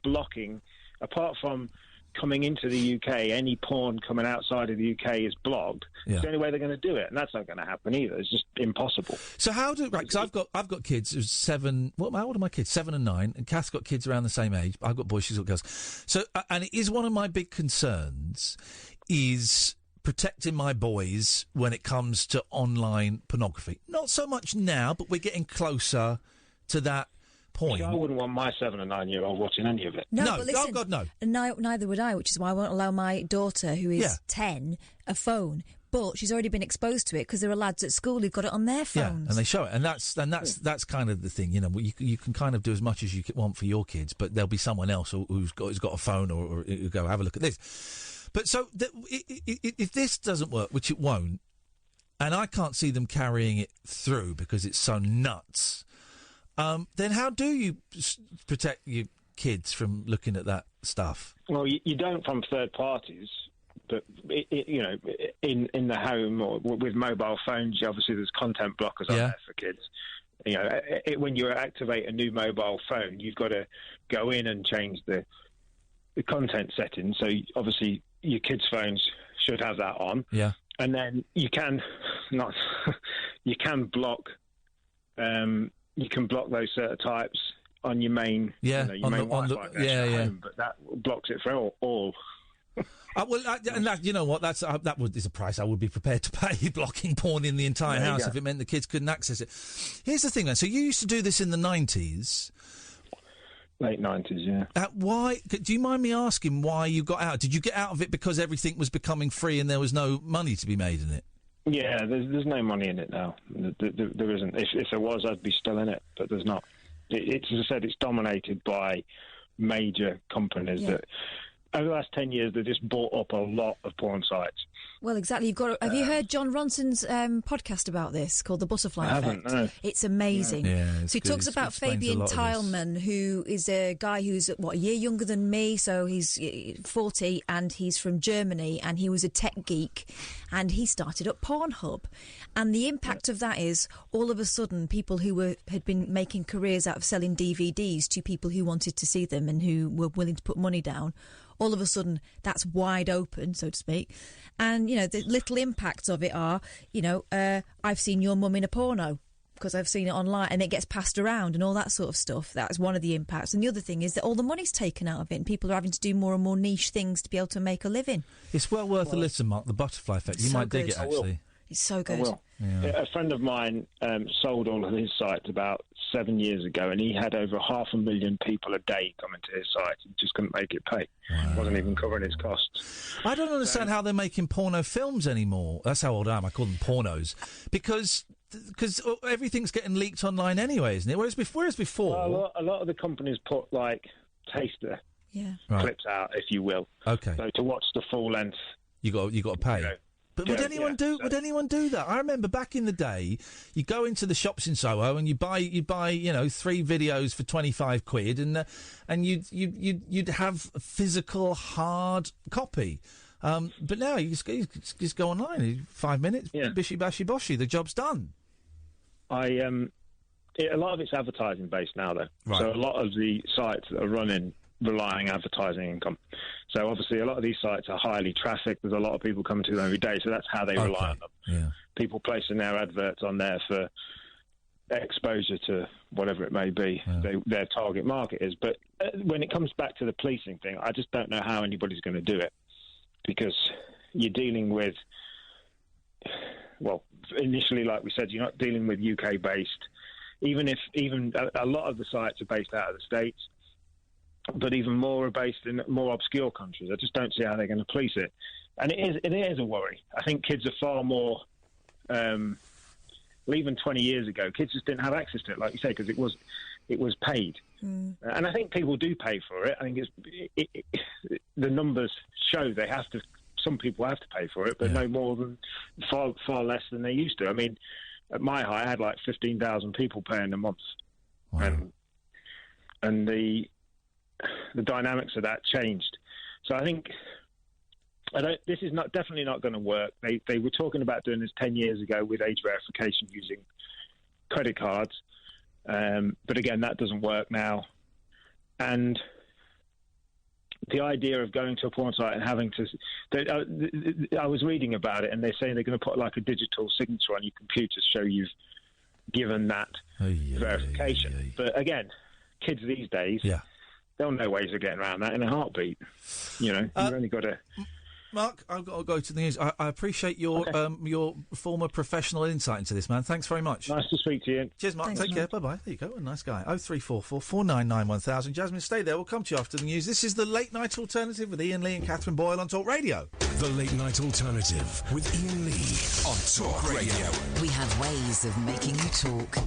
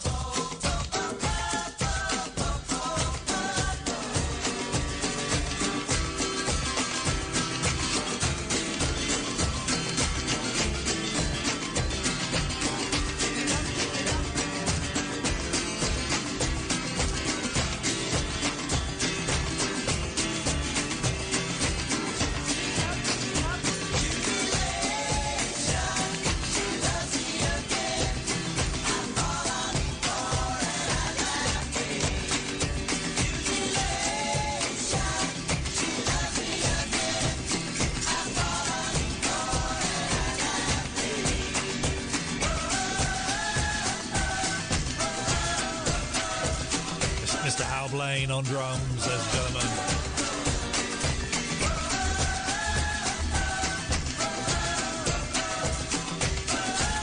Oh, 3444991,000 here until 1 o'clock when Paul Ross takes over.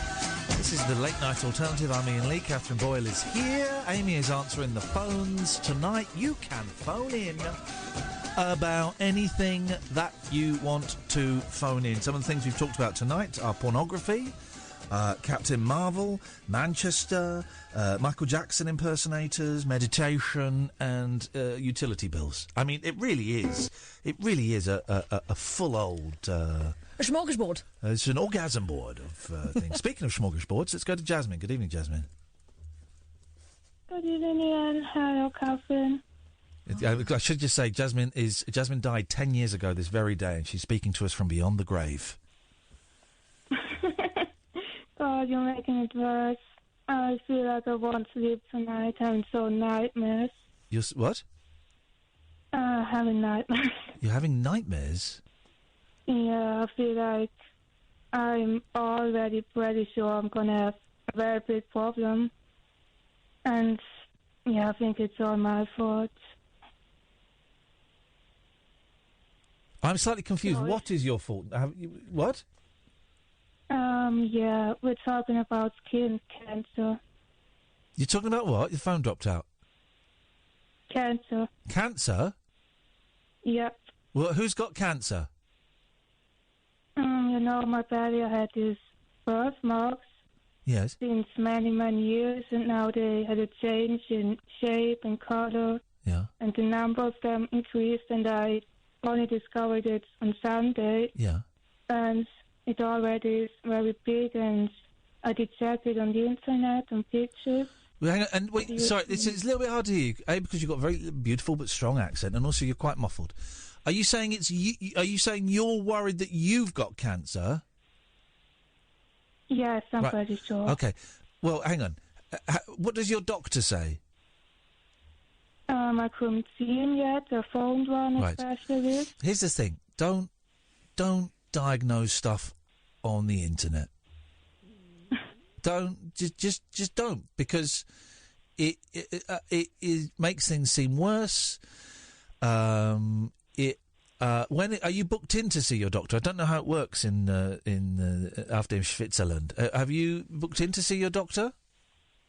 Yes, I phoned one and explained to him, and then he said, "Yeah, I have to see you the instant, and you have to come on Wednesday." Right. And yeah, I feel like I can't sleep until then. Yeah, okay, I can understand that. That must be pretty stressful. But so you're seeing the doctor on Wednesday? Yes. Okay. Well, that's okay. Well, that will feel, I imagine, like an eternity. But also, if it's moles on the skin that have changed shape and colour, is it? Yes, yes, and got more, and. Okay. Well, yeah, I'm feeling. Go on.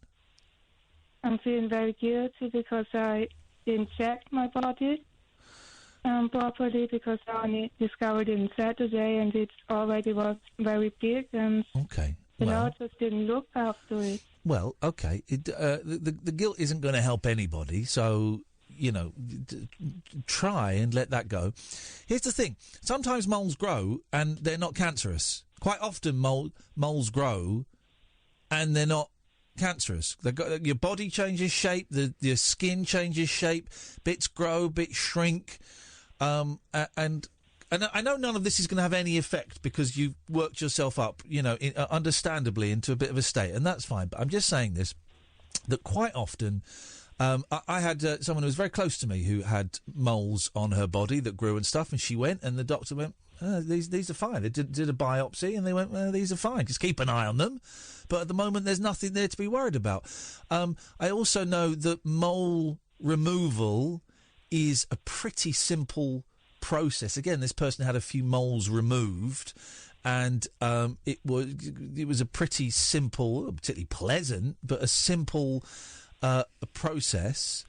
I don't know what to say, Jasmine, that's going to make you feel better and get you through to Wednesday. But I really would urge you to try and let go of the self-blame, because that ain't going to help anybody. That's done now. You are where you are, and blaming yourself isn't going to help. Yes, I know, it's very hard. Before I forget, is the book still a thing? Is the what? Another one with the transcript. The transcript book. Say that again. Oh, you were pissing us off online. What were you? She was annoying us about something again, wasn't she? She's always annoying us about something. No. Yes. Yes, you're always annoying us about something online, Jasmine. You know it. No, I didn't do it. I did only send... You said something quite rude about us. I don't remember what it was, but it was you and some... and that woman. I'm starting to remember now. It was... Oh, hang on. You said that I'd encourage... You and that potty woman were saying something to Matt Haig about me encouraging some... I don't know. Or whatever. That's not important now. No. That's not important. Well, yeah, that's not important now. Here's the thing. Get to the doctor and let us know how it goes on Wednesday, OK? That's what's important. Yes, I will try. OK. Well, no. You as long as you get to the doctor. Whether you tell us or not is not important, but getting to the doctor is, OK? We wish you the best of luck, Jasmine. Thank you. Thank you, and best of luck. Let's go to Marilyn. Good evening, Marilyn. Hello, Ian. Hello, Marilyn.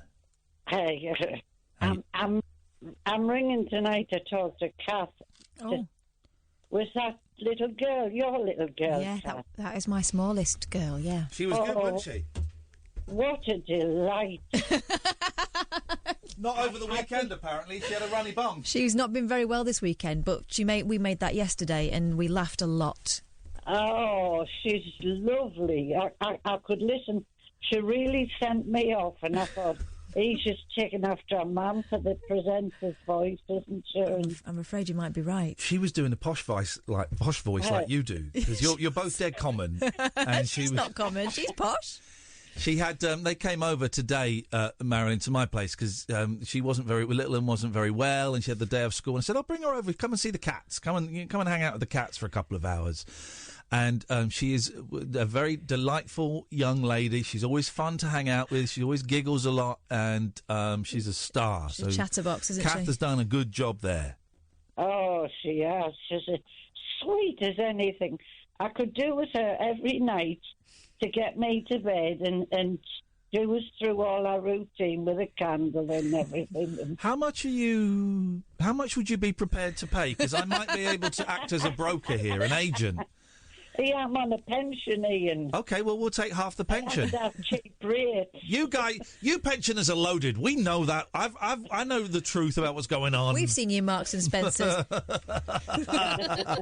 No, she was good. She was good. She was very clever, and she's a very funny young lady. I think she would like to make another one, so careful what you wish for. Yeah, we'll get her to do some more at some point, man. Oh, yes, just really such a delight. I thought, oh, in this world of all what's going on in that lovely little voice. Oh.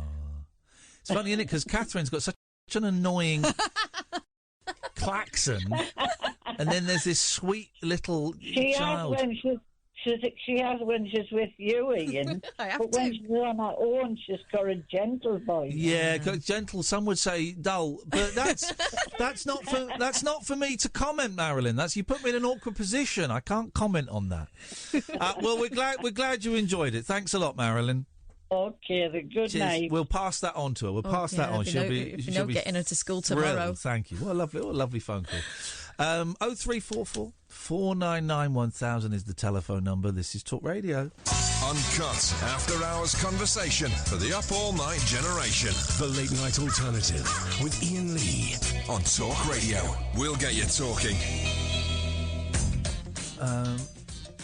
What? Hang on. Jasmine has tweeted, that wasn't me. I'm Jasmine without an E at the end. That's the Swiss version of the name. British people write Jasmine. What? I've got no idea what's going on. I don't know what's going on. Yeah, I think it was you. 0344 499 1000 is the telephone number. But we wish you luck on Wednesday. A disabled British cycling champion says he is disgusted by a restaurateur. It's not restaurateur, is it? It's restaurateur. Restaurateur, isn't it? Restaurateur. There's not an N in there, is there? Mm. I don't think there is an N. Could you Google it, please? You've got a computer there. Sorry, what are you doing? Are you trying to get onto cramming in Pornhub before they lock it down? I'm more of a Brazzers girl. Okay. I'm not. Brazzers?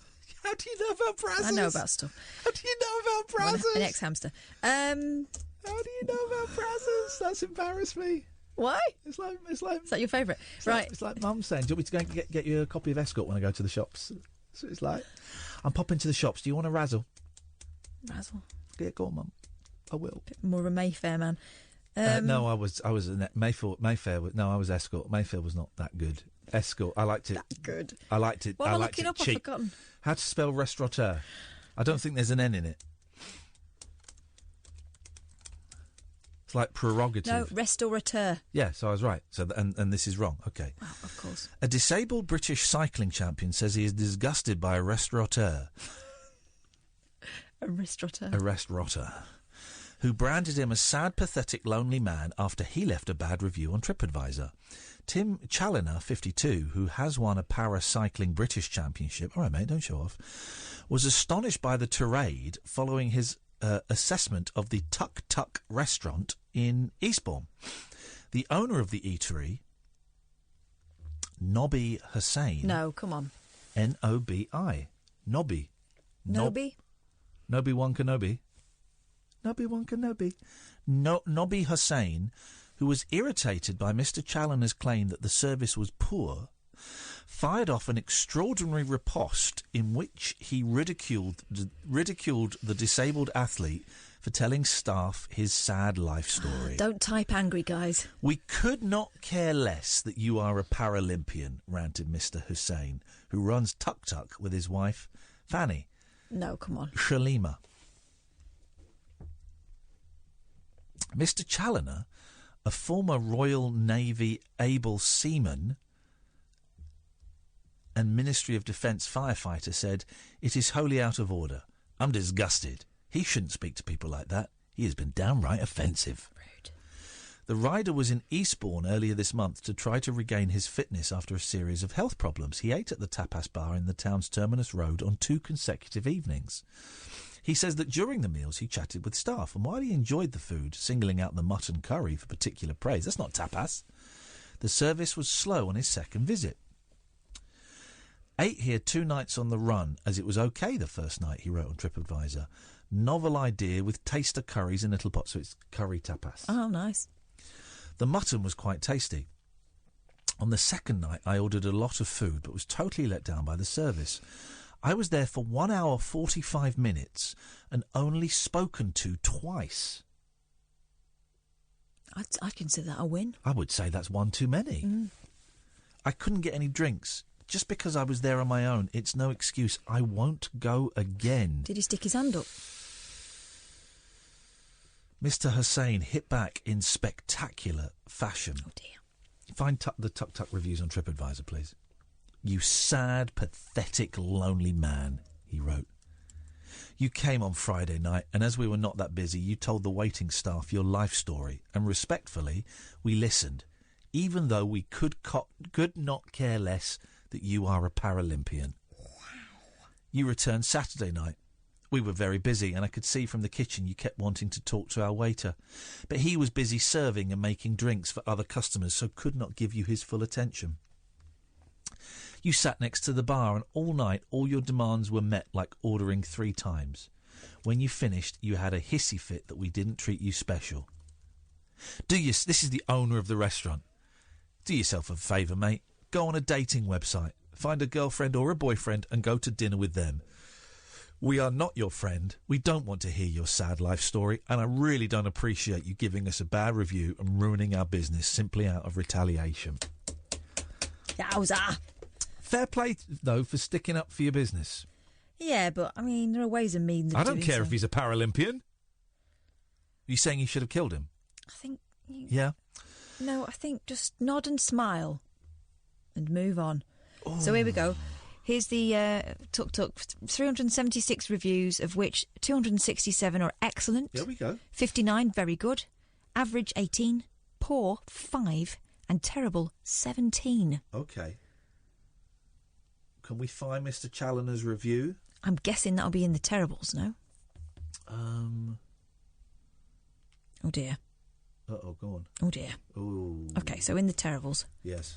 Because I can't see who's Mr. Challoner from these. This certainly isn't Mr. Challoner. It's a very glamorous blonde lady, a star. Waited much longer than expected for our food. Service staff were not particularly helpful either in addressing the issue. When the food finally arrived, it was lacking in flavour and quality. Deep S says, very rude owners, don't like English people. Well, hang on, let's not read out all of the bad reviews. I was going to say, tuk-tuks, because this, I'm there liking... is 17. The excellent ones are... But I want to find Challoner's. Challoner's got to be somewhere in the middle, hasn't it? Paul, do you think? Well, he said he liked the food. He just felt neglected.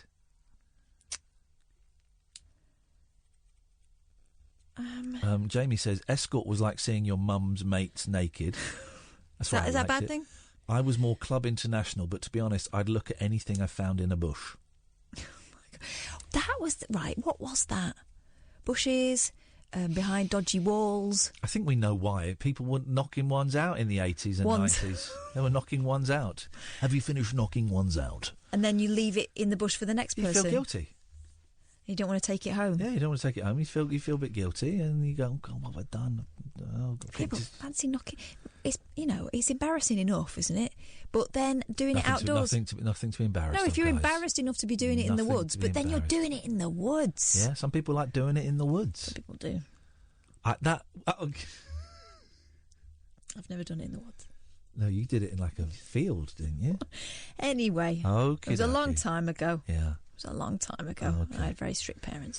0344 499 1000 is the telephone number. I do kind of agree with the owner that it is the internet. You can go and say anything you want on the internet, and it's it's. And also, like I said, when I bought my car, that there and then they asked me to write a review for their website. I wonder if it's on their website. I'll have a look. And I didn't want to do it because I hadn't even driven the car at that point, no. But I felt pressured to do it. Then they wanted to take a picture of me getting in the car. I said no. And then they said, testimonials, there we go. And then they said, would you... OK, they've only put me down as Mr. Lee, but I'm on the website. Joe was excellent and friendly, answered all my questions and was very knowledgeable. I would certainly recommend Joe if you need help. Can I go now? Yes, I didn't write... anything about the car because I hadn't driven it at that point. No. And then they said if you write a review on Google Reviews, a good review will give you £20 M&S voucher. That's just as bad as someone, not quite getting the service they want and going and writing a lousy review. That's just as bent. And it's not a level playing field. And so I said I would, and then I haven't, and I will not. I think I've only ever written one review on Google Reviews, and it's a long one.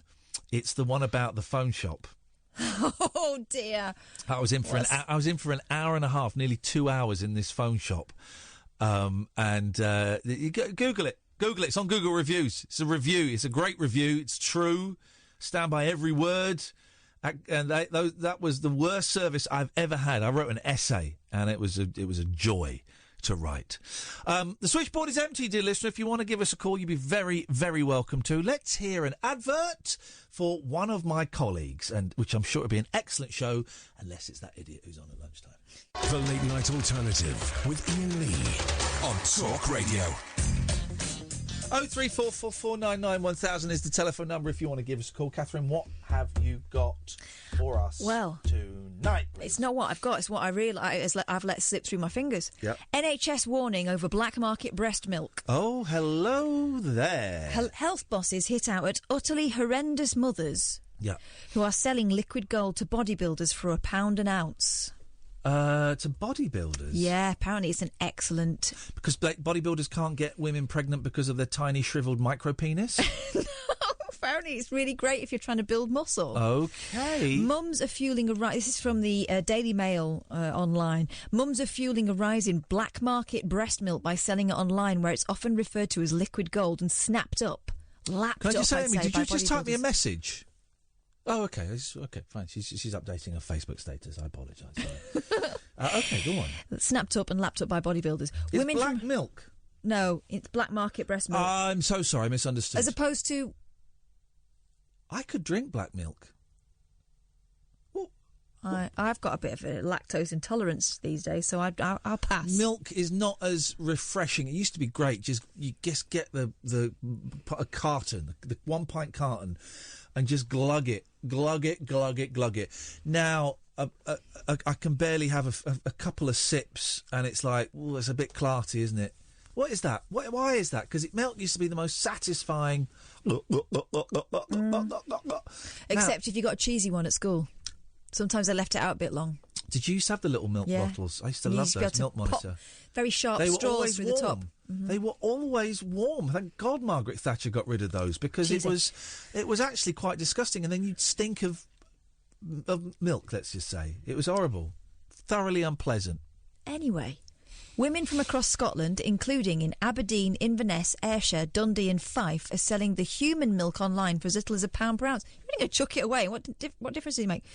Some mothers have only admitted... I know. Oh, God, the times I have to go out and get in the shower and just give it a good... Really? Because otherwise it kills. Beautiful. Rock hard they are. Whoa, lads, are you enjoying this?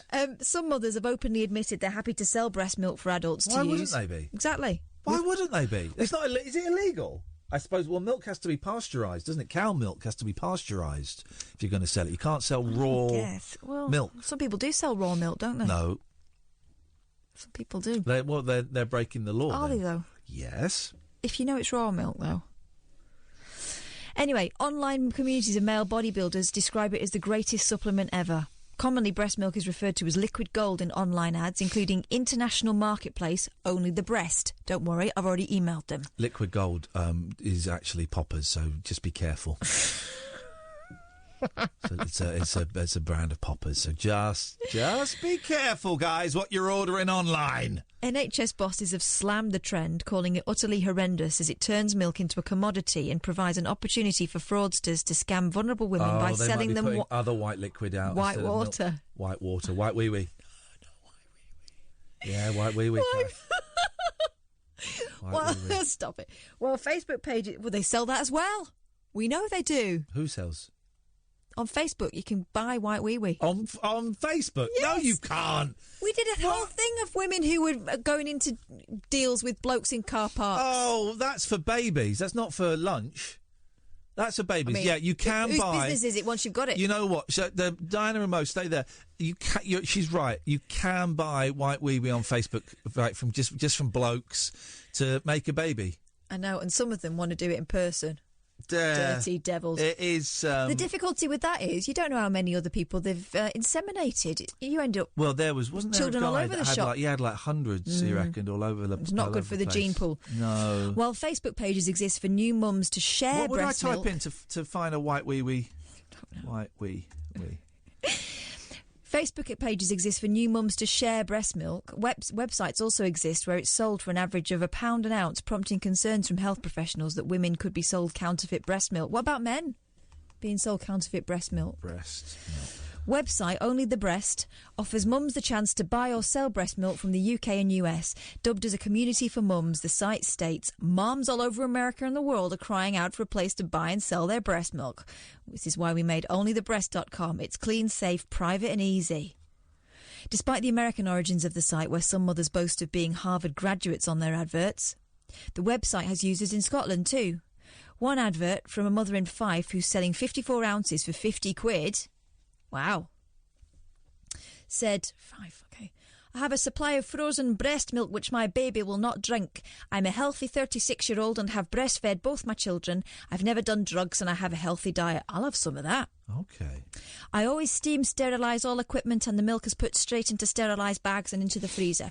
This milk was expressed between the end of July and beginning of September. I don't mind if the milk is for a baby or an adult. If milk is to be posted, buyer will cover all postage and packaging costs and arrange with a courier. Is it illegal to sell? This is get to the meat and two veg, because surely if I want to sell any discharge from my body, and someone wants to buy it, then that is my prerogative. By the way, if anyone does want to buy any discharge from my body, I'm postulating quite a lot at the moment. He's got more than enough. So please do get in touch and let's see if we can work something out. You will, as is said there, you will be covering postage. Here's the thing. I think it's stepping on toes. NHS Scotland's got a milk bank. And the coordinator, Debbie Barnett, warned that selling breast milk for money presented opportunities for fraudsters. Yeah, okay. I'll take the risk. Milk bought online love could that breast pose a milk so real much. health risk to babies, she said. This is an utterly horrendous and very concerning to see. At least with milk sharing group, women are likely to be doing it because they're good people and want to share surplus milk. But Well, hang on, how selling do you is a know that? nightmare. I know. Graham says they could freeze it and sell it as lollies in the summer. Like Very a mini good, Graham. milk? Yeah, mini milk. Mini milk. Mini breast milk. I mean, the taste is very similar. Have you ever tasted breast milk? I dipped my finger in once. It is quite mini milkish. Yeah. Very sweet. I love mini milk. When you add money to the situation, there's no telling what people could be selling. It could just be white water. I don't think she really should have used that term. What's all this white water on my bed? She added that worryingly, women in financially unstable positions could even be selling milk rather than feeding it to their own babies. Yeah, well, that's again. The thing is, though, the more you pump, the more you get sometimes. Again, I mean. One mother from Ayrshire is selling milk for £1 per ounce, describes herself as a healthy professional mother who doesn't smoke or use any medication. I mean... government agency Food Standards Scotland has advised breastfeeding mothers to contact their GP, midwife or health visitors to discuss how best to feed their baby. Let's ask a question. Can I ask you a question? Yeah. Where does the milk come from? What? Where does the milk a lady produces come from? I know it comes from the breasts.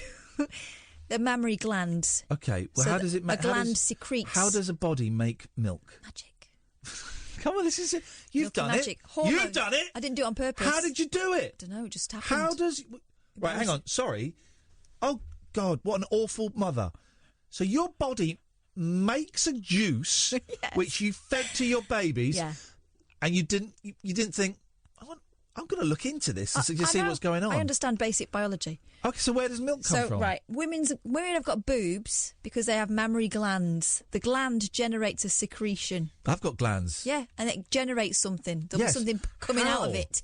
How does milk... You just tell me milk just appears in your body? Having the baby stimulates your hormones, which triggers that. You just tell me milk is just... It just comes from nothing. Yeah, I didn't do anything on purpose. I don't believe a word of it. What do you think I did? I don't believe a word of it. I think something... There's a secret we're not telling. Something's going on there. Let's go to your friend of mine, great friend of the show. Always a great call, always fun. We always end these calls feeling a little bit better, as though we've touched the sunshine with our tongues. It's Mo. You're right. What have you got for us, Mo? Hang on, didn't Mo say he was never going to phone us again several times? Yes. Oh, right, okay. But Mo's dying now, as you can hear, and his last wish was to be on this show one more time. Come on, be a great guy. Come and be a great guy before he dies of consumption. I heard you moved into expensive studios. Is that true? Sorry? I heard you moved to studios. Say that again, because you literally cannot hear you. I said I heard you guys move into new studios. Who told you that? Who told you that? Who told you that? Talk sport. Talk. Those scumbags. That's supposed to be top secret. Oh, well, the secret's out. Yes, we are moving to new studios, Mo. Yeah, but have you moved now? Jesus, what is wrong? What is wrong with this guy's phone? He said... Oh, yeah, definitely. You're funny. Have you moved now, Ian? That is classified information. What? Jesus. Apparently we move at the end of May. I don't know. I don't have a date. Yeah, but why didn't you move now? Why didn't you move now? Oh, my God. Why didn't you move now? Mo, are you okay? Mo, are you okay? My phone is cutting off. It's not your phone, it's your mind. Why didn't you move? Oh, dear. Why didn't you move now? Why do you think, mate? Because you've Talk Sport moved, surely you have to move. Well, no. It's a different radio station, you know that, right? You're the same station. No, It's not the same station. Yeah, Mo, you've done the thing that I didn't think was possible, right? You've got even thicker since we last spoke.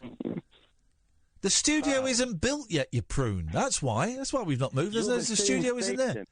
You're the same station. No, we're not. They're Talk Sport. We're Talk Radio. Well, we're different. You're part of the same network. We're owned by the same company. We're different stations. Otherwise, we'd be on at the same time on the same frequency, and it would get darn confusing and noisy. Yeah, but why didn't you move? Because the studio isn't built yet.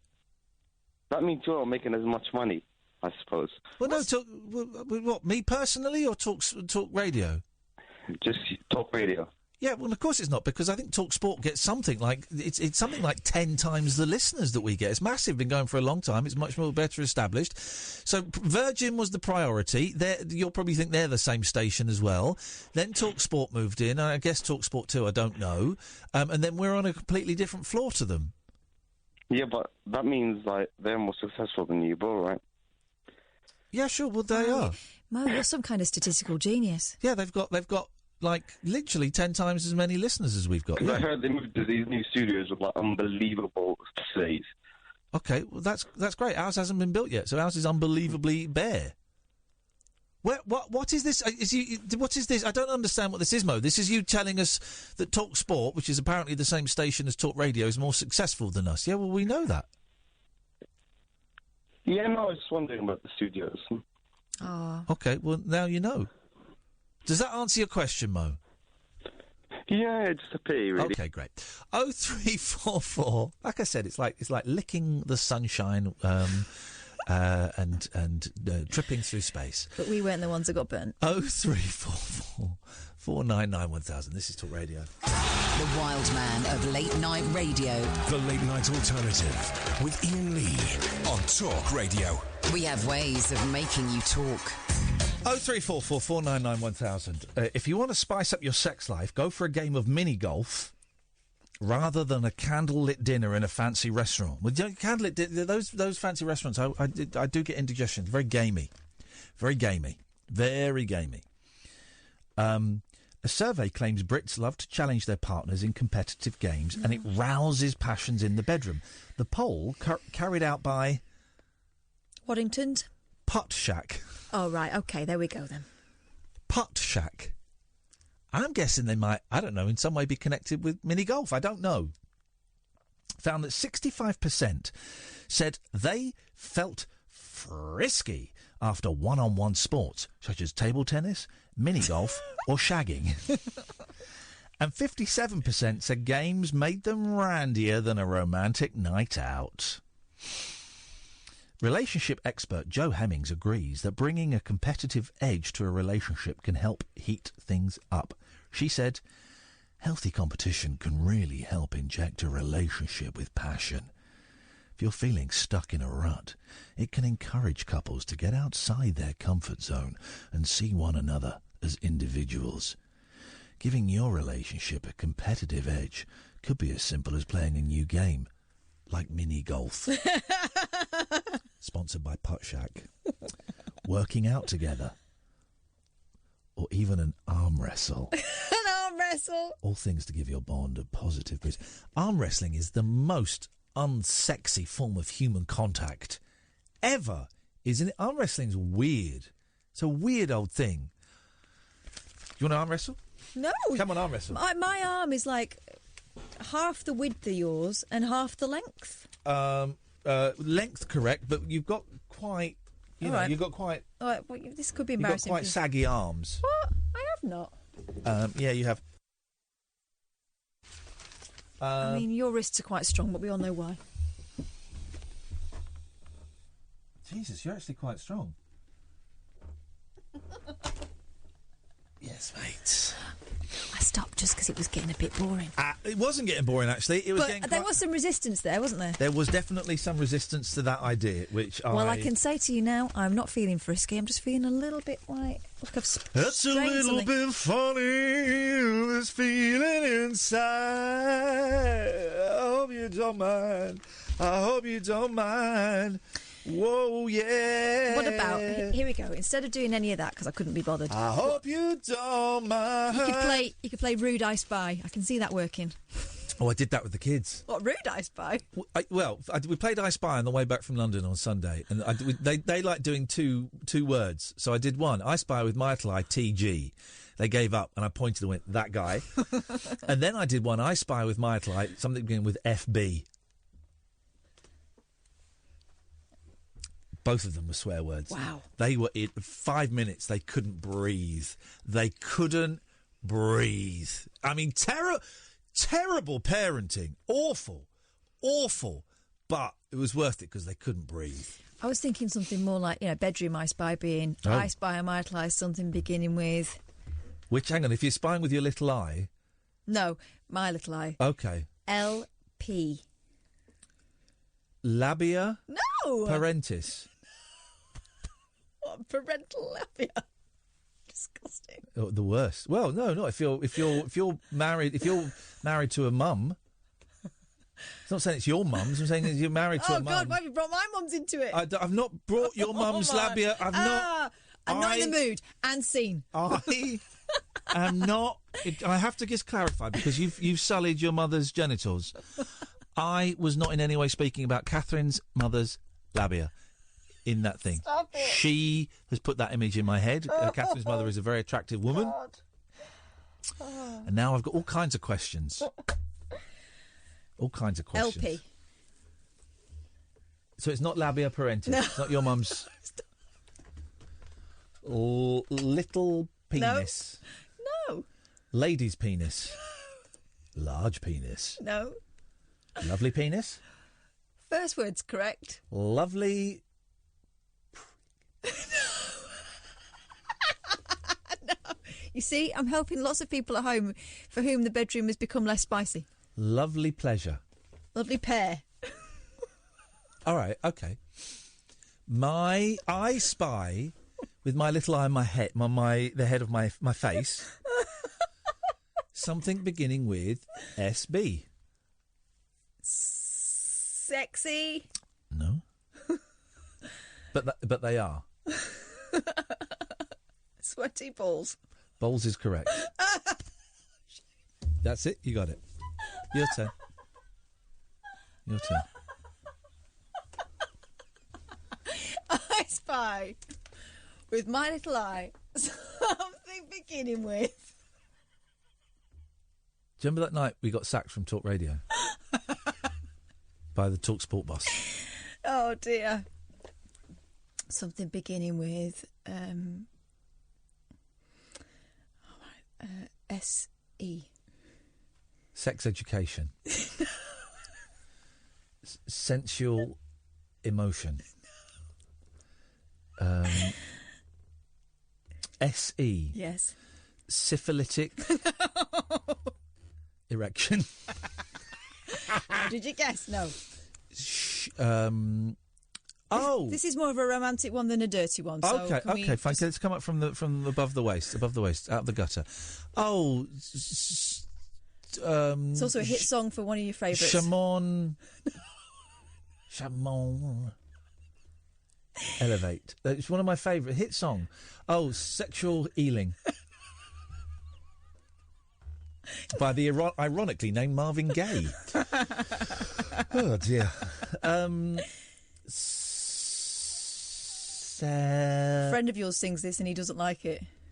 Sexy eyes, sexy eyes. I'm feeling you. I want to. Hey, that's my gift to the world. Sexy eyes, sexy my little eye. Ooh, where did you get that from? Made it up. Why? You didn't. You read a news story. No, it's just because you were saying about going and playing mini golf. I don't see how that is helpful at all. But I think sexy I Spy is the way forward. Well, for the lazy competitive. Here's what I suggest you do. If you want to spice up the bedroom, you get online, get your wife, your partner to log in with her details into a pornographic website and fill your boots. It's her login. No. If they'll be tracking her. Here's the thing about pornography. Hello. I think the men always spoil it. They're always like some big. I agree. They're always some like big meathead, and I'm thinking, oh God, no. Too many willies in porn.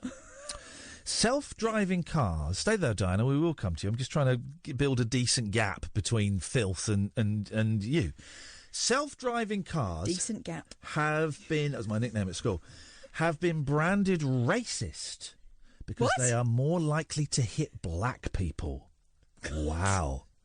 Well, okay, okay. That's society. That's where we live. That's how life is. I'm afraid. Okay, robots are racist. A software flaw means the robot vehicles are better at seeing humans with lighter skin tones. Well, that might explain racism in general. I don't know. Researchers say the cars are more likely to hit and kill black and darker-skinned people, despite having detection sensors and cameras. A team from Georgia Institute of Technology, GIT, started looking into the issue I don't believe him. after observing higher error rates for certain ethnic minorities. Wow. This is insane. Tests on image recognition systems found their accuracy was 5% worse for people with darker skin. The scientists said, "We hope this provides compelling evidence of the problem that may arise if this is not considered before deploying these." Yeah, you've got to make it so they see black people. Come on, guys. Artificial intelligence expert Kate Crawford tweeted, "Black people shouldn't be out on the street anyway. If they get hit, they deserve it." Wow, that's me. No, she said, "Pedestrian deaths by self-driving cars are already here, but they're not evenly distributed." That's insane. You'd think that, I mean... Isn't Georgia quite... Is that south? That's Southern America. Yes, well, my sister... No, my sister used to live in Georgia and Atlanta. There are a lot of black people there. The devil went down to Georgia. Do you know that song? Yeah. Run, boy, run. Ding, ding, ding, ding, ding, ding. I'm going to get your man gun. Anyway, let's go to Diana. Good evening, Diana. Hello, Iain and Kath. Hello, Diana. Time is against us. What have you got for us this evening? Just to agree what you said earlier about Hal Blaine. Yes, the governor, the governator, one of the probably the greatest drummer of all time. Dr. Beat. Well, I Dr. Beat. He was taught by somebody who apparently taught Gene Krupa. Oh. When he was a young man. But I was reading about he's played on more stuff than you realise.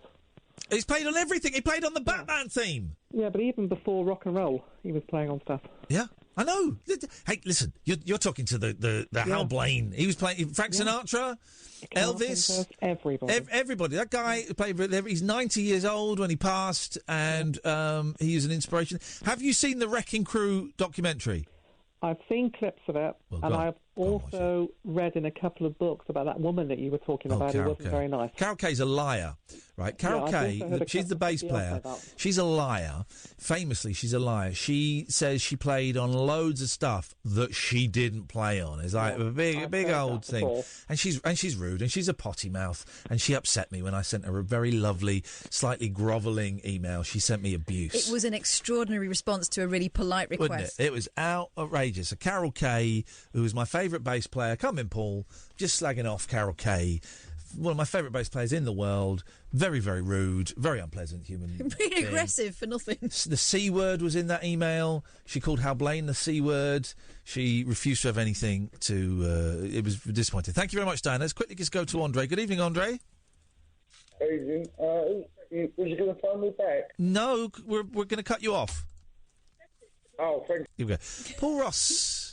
Good evening. That looks like a very good morning. comfortable jersey. Look at that. It's an old fave. I found it. Oh, mate. I'm having to clear up for charity. It's an old Marks and Spencer's special Blue Harbour. Look at that. Proper dad's jumper. Yeah, that looks comfortable. Feel how soft it is.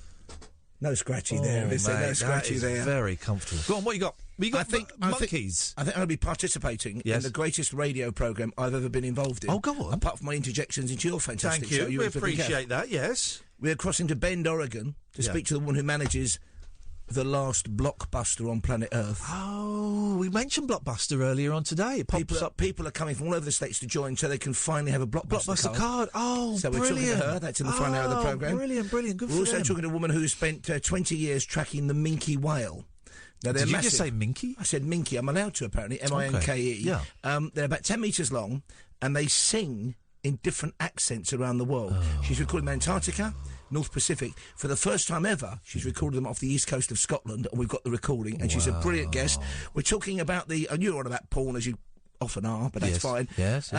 They've been banned by the British Bicycling Council. They're called the Porn Peddlers Cycling Club. Oh, I heard about this, 100 members. I thought this was a PR story. 100 members. 100 members. They've been running for 3 years. They're all guaranteed to wear their helmets. They've raised tens of thousands of pounds for Charity Higgins Trust, and they've been banned. We've got the main man behind it on the programme. They've been banned because they're considered to be too rude. Well, because they're from TVX, and they wear but they've been running 3 years, and they only applied to rejoin the Bicycling Council. So they're a bit po-faced. Some people are so miserable, aren't they? Going to South Africa to hear about gin made from diffused elephant dung. Oh, okay. But I very rarely bring in a clipping to you guys. Yeah.